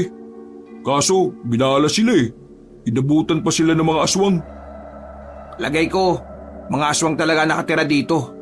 Naabutan ng mga rebelde. Tapos, yung mga rebelde ang mga namatay. Kung nakatira dito ang mga aswang nasan sila? Baka yung mga aswang din na narito ay sila Aling Maria lang din naman. Kakalipat lang yata nila sa baba. Yuko! Napasigaw na lamang ang kanilang major nang biglang may pumulo ng patalim sa kanilang direksyon. Buti na lang ay nakailag sila. Pagtingin nila, may mga grupo ng aswang ang nakasunod pala sa kanila. Hindi na nila pinalampas ang pagkakataon at pinaulanan na naman nila yon ng bala. Pero nagtaka sila dahil ang mga aswang na kanilang kalaban ngayon ay mas mabibilis, mas magagaling umilag at parang mas nakakapag-isip na kung papaano sila haharapin. Walang niyang buhay to. Tumalino ng konti mga kalaban natin Mahal, dito ka sa kabila umasinta. Ako rito. Oh, sige. Naku naman, mukhang maubusan na naman tayo ng bala nito. Hindi pa nga tayo nakakaalis. Hindi na nila napapansin ang oras. Halos kalahating oras na pala silang nagpapaputok. Pero napapansin nilang parang unti-unti nang nakakalapit sa kanila ang mga aswang. Wala na akong bala. Wala na tayong choice. Mano-mano na to. Mahal, sabayan mo ko. Tumungo lang ang babaeng si Jai. Lumapit sila sa mga aswang na nagpupumilit makalapit sa kanila. Habang sila Major Kalima naman, nasa gilid lang ng bahay at inuubos na lamang ang mga natitira nilang bala. Nang maubusan na rin ang mga yon, sama-sama na silang nakipagsabayan sa mga kalabang nila lang. Nanguna ang mag-asawa sa laban na yon. Talagang nagamit nila ang kanilang mga natutunan. Marami-rami agad na aswang ang kanilang napaslang. Pero hindi pa rin maiiwasan na masugatan sila dahil sa ibang aswang na talaga namang mas mauutak. Ayos ka lang? Ayos lang ako. Mag-focus ka. Sige pa, kumukunti na ang mga salot na ito. Sa kasagsagan ng kanilang pakikipaglaban, biglang lumitaw ang mag-asawang Maria at Dencio. Sandaling tumigil ang mga aswang. Nagbigay galang ang mga yon sa dalawa. Doon pa lang, naintindihan na nilang ang dalawa talaga ang tinuturing na pinuno ng mga aswang. Ano nga akala ninyo? Magagawa niyong takasan na kapalaran na kayo mismo ang gumawa? Nagkakamali kayo! Dahil lahat ng umapag sa bundok Morong ay hindi na kailanman nakaalis. Dito na kayo mamamatay! Walang niya ka, matanda ka. Kunwari ka lang pala mabait. Ikaw palang pasimulo na kahayupan sa kagubatan na ito. Hindi ko nakasalanan kung madali kayong mauto. Yan kasi ang kahinaan ng mga tao. Kapag walang-wala, ang daling magtiwala. Kaya maraming tao namamatay ng wala sa oras. Kasi mas ginagamit ang damdamin kaysa sa utak. Nagtiwala kami sa inyo dahil naramdaman naming mabuti kayong tao. Pero paano nyo nagagawa ito sa amin? Inutil kang babae ka. Malamang hindi ko naman kayo kaano-ano. Sino ba kayo? Magdanda ka sa pananalita mo, matanda ka. Baka hilahin ko yung dila mo at ipulupot ko sa leeg mo. Hey, ikaw matanda ka rin. Magdanda ka rin sa sinasabi mo. Baka nakakalimutan mong napapalibutan namin kayo. Wala akong pakialam kahit ilan pa kayong nakapalibot sa amin. Sampalin pa kita ng talampakan ko eh. Aba, mayabang ka ha? Tama na, Densyo. Kahit ano pa man ang kanilang sabihin, mamamatay na rin naman sila ngayong gabi. Kaya huwag ka na magsayang ng laway sa mga wala na rin magagawa, kundi ang sumigaw at tumiyak habang nilalapan natin silang lahat. Ang dami niyong satsat! Kung talagang matatapang kayo, sige na! Lumapit na kayo! Matatapang kayo, di ba? O eto, saluin nyo! Dinukot na ni Fidel at Arman ang mga granadang nakuha nila sa gamit ng mga rebelde. Isa-isa nilang pinag-aagis sa mga granadang yon sa mga aswang. Sa dami ng nahagis nila, walang nagawa ang mga tauhan ni Aling Maria at ni Mang Densyo. Nagtalsika ng mga yon. Nagkandalasog-lasog ang katawan. Sa isang iglap lang, ang tanging natira na lamang ay ang dalawang matandang aswang. Naputulan pa ng braso si Mang Densyo dahil tinamaan din ito ng pagsabog. Ang braso ka! Nawala ang braso ka! Para lang sabihin ko sa'yo, nasabugan ka ng bomba. Tatanga-tanga ka kasi. Ano pa hinihintay ninyo? Paslangin ang mga yan! Hindi na nagatubili pa ang mga yon. Nilapitan na nila si Aling Maria at Mang Densyo.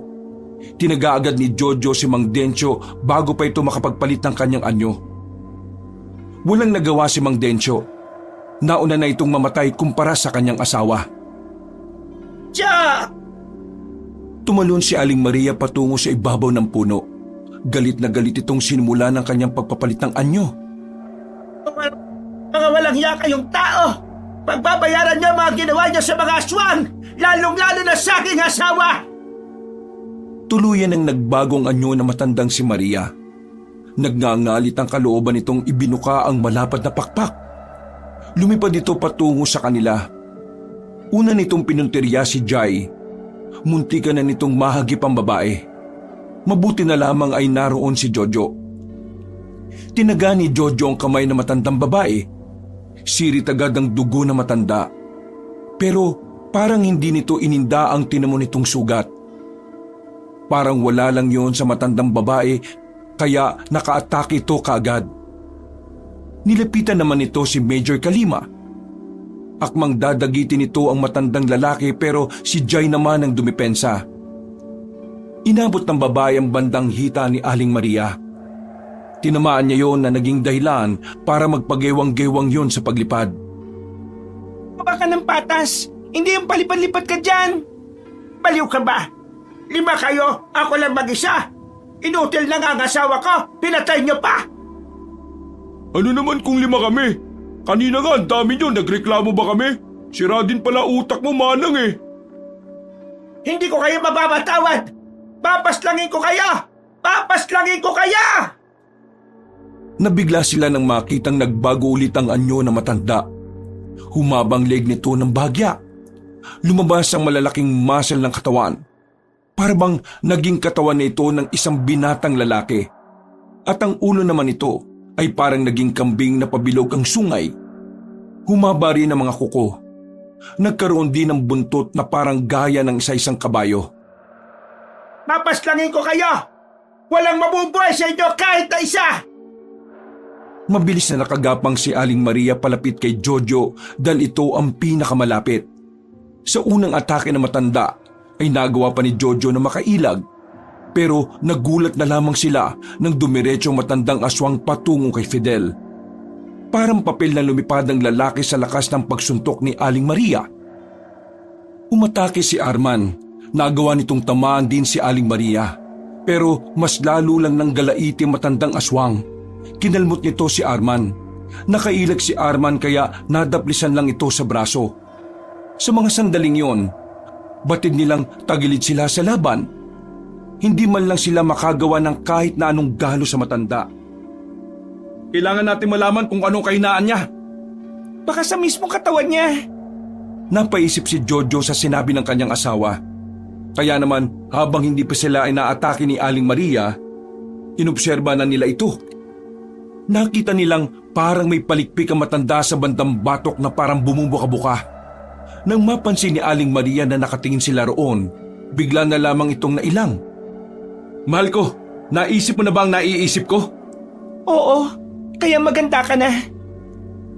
Kung ano man ang binabalak ninyo, hindi niyo magagawa sa akin yan! Editing na natin.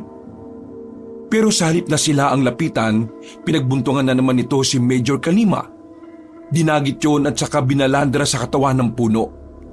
Nasa aktong papaslangin na nito ang matandang sundalo, mabuti na lamang ay agad namang nakailag si Major.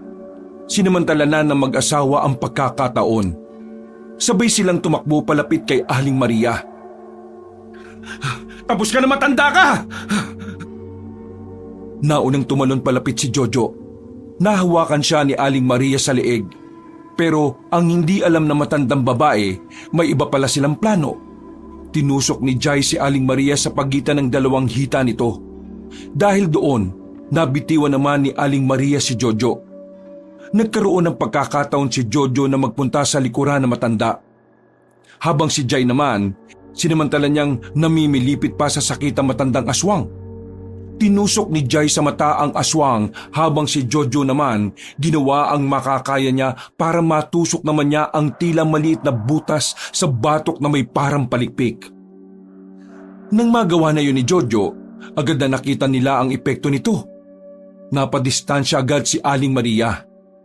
Pilit nitong tinanggal ang itak na nakatusok sa kanyang batok. Pagewang-gewang ang lakad nito. Akala niyo matatalo niyo ako dito? Mga hangal! Kahit na kailan, hindi mananalo mga pangkaraniwang tao lang na kagaya ninyo laban sa akin! Muling ibinuka ng matandang si Maria ang kanyang malapad na pakpak. Akmang lilipad na ito. Pero hindi pa nakakaangat masyado ay agad itong bumagsak. Aling Maria, pasensya ka na. Pero tingin ko, hanggang dito na lang ang kasamaan mo. Hindi maaari! Hindi ako papayag na mga katulad niyo lang ang... Sunod-sunod na sumuka ng dugo si Aling Maria. At kahit nahihirapan na itong tumayo, pinipilit pa rin itong makabangon. Mga ilang sandali lang, ibinuhos nito ang natitira nitong lakas para atakihin si Jojo. Pero bago ito makakapit, tinagana ni Jai ang batok na matanda na naging dahilan para tuluyan na itong bumagsak sa lupa. Kailangan nyo na pong magpahinga. Tumagal pa ng halos 30 segundo, kalaunan ay tuluyan na itong nalagutan ng hininga. Natalo nila ang lahat ng aswang. At sa mga sandaling yon ay nakahinga na rin sila ng maluwag. Iika-ika ang mga kasama nila nang magyakap-yakap sila. Matapos ang sandaling yon, inumaga na silang nakaalis.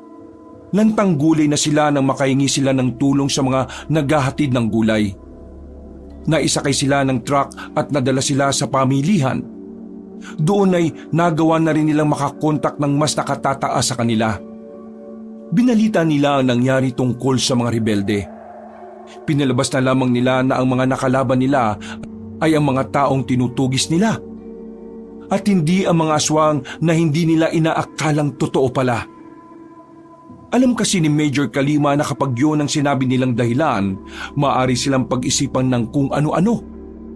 Malalagay din sila sa alanganin. Sigurado kasing hindi maniniwala ang iba sa kanila. Tama lang ang ginawang desisyon ni Major. Ang mahalaga, wala na rin naman ang mga rebelde. Nakakainayang lang kasi, mga rebelde din naman ang nakapas lang sa mga kasamahan natin. Ipagdasal na lang natin sila. Na sana nasa langit na sila ngayon. Sana, wala nang aswang sa bundok na yon. Napakadelikado nila. Mabuti na lang at nagawa natin ng paraan. Nasa loob sila ng isang truck habang nasa kampo na sila. Hinihintay nilang makabalik si Jai at Major Kalima. Totoo nga na sa laki ng gubat dito sa bansa natin, may mga hindi pa tayo natutuklasan. Sa totoo lang, nagiging interesado na rin ako sa mga aswang eh. Iniisip ko, meron din kaya nun sa ibang probinsya? Ay nako, wag mo nang alamin. Kita mo naman kung paano naging kadelikado yung nangyari sa atin, di ba? Ang mahalaga na lang sa ngayon, ligtas na tayo. Magiging mas okay na rin ang buhay nyo ni Kumare. Ano na nga pala ang balak nyo pagkatapos nito? Hindi na ba kayo tutuloy sa pagiging sundalo? Napabuntong hininga na lamang si Jojo. Ngumiti siya ng malapad. Nag-usap kami ni Jai kanina. Napagkasundan namin na siya, mag-iiba na siya ng trabaho. Ako naman, tutuloy pa rin ako. Ngayon ko lang kasi napagtanto na masarap pala sa pakiramdam ang magsilbi sa bayan. Masarap talaga. Basta, wag lang biglang may darating ng mga aswang sa eksena, no?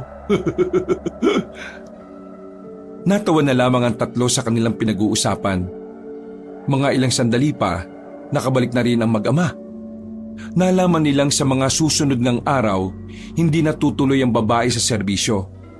Masyado rin kasing na-trauma si Jai kahit na kinaya naman niya ang lahat ng nangyari. Jojo, mauna na kayo sa bahay. May kailangan pa akong asikasuhin dito. Alam niyo naman, kailangan kong gumawa ng mas matibay na salaysay para maniwala sila mga rebelde lang talaga ang nakalaban natin. Sir, yes sir! Uy, dalawa lang sila sa bahay. Huhuy. Mag-aanuan yan, oh. Ano naman kung gumawa ng bata mga yan? Kasal na yan, oh. Uy, sir, joke lang naman po. Kayo kasi, magseryoso na rin kayo sa mga babae para naman makabuo na rin kayo ng pamilya. Oo nga, hindi yung puro na lang kayo short-time relationship. O sige na, mauna na muna kami ni Jai para makapagpahinga na rin siya. Naglakad na rin ang dalawa palapit sa service nilang sasakyan. Pag-uwi nila sa bahay, pinagsaluhan nga nila ang kanilang pagmamahalan. Mula noon, hindi na muli pa silang nakaengkwentro ng mga aswang. Naging veterano at biyasa na rin si Jojo sa pagiging sundalo. Pero sa dami ng taon niya sa serbisyo, ni isang aswang ay wala na rin silang nakita o nabalitaan man lang. Ganun pa man, hindi pa rin nila inaalis sa kanilang isip na baka dumating ang araw, muli nilang makaharap ang iba pang aswang na hindi pa nila natutuklasan. Sa ngayon, nagpapakasaya na sila sa kanilang buhay na hindi na kailangan pang mabahala sa banta ng mga salot na nilalang. Wakas,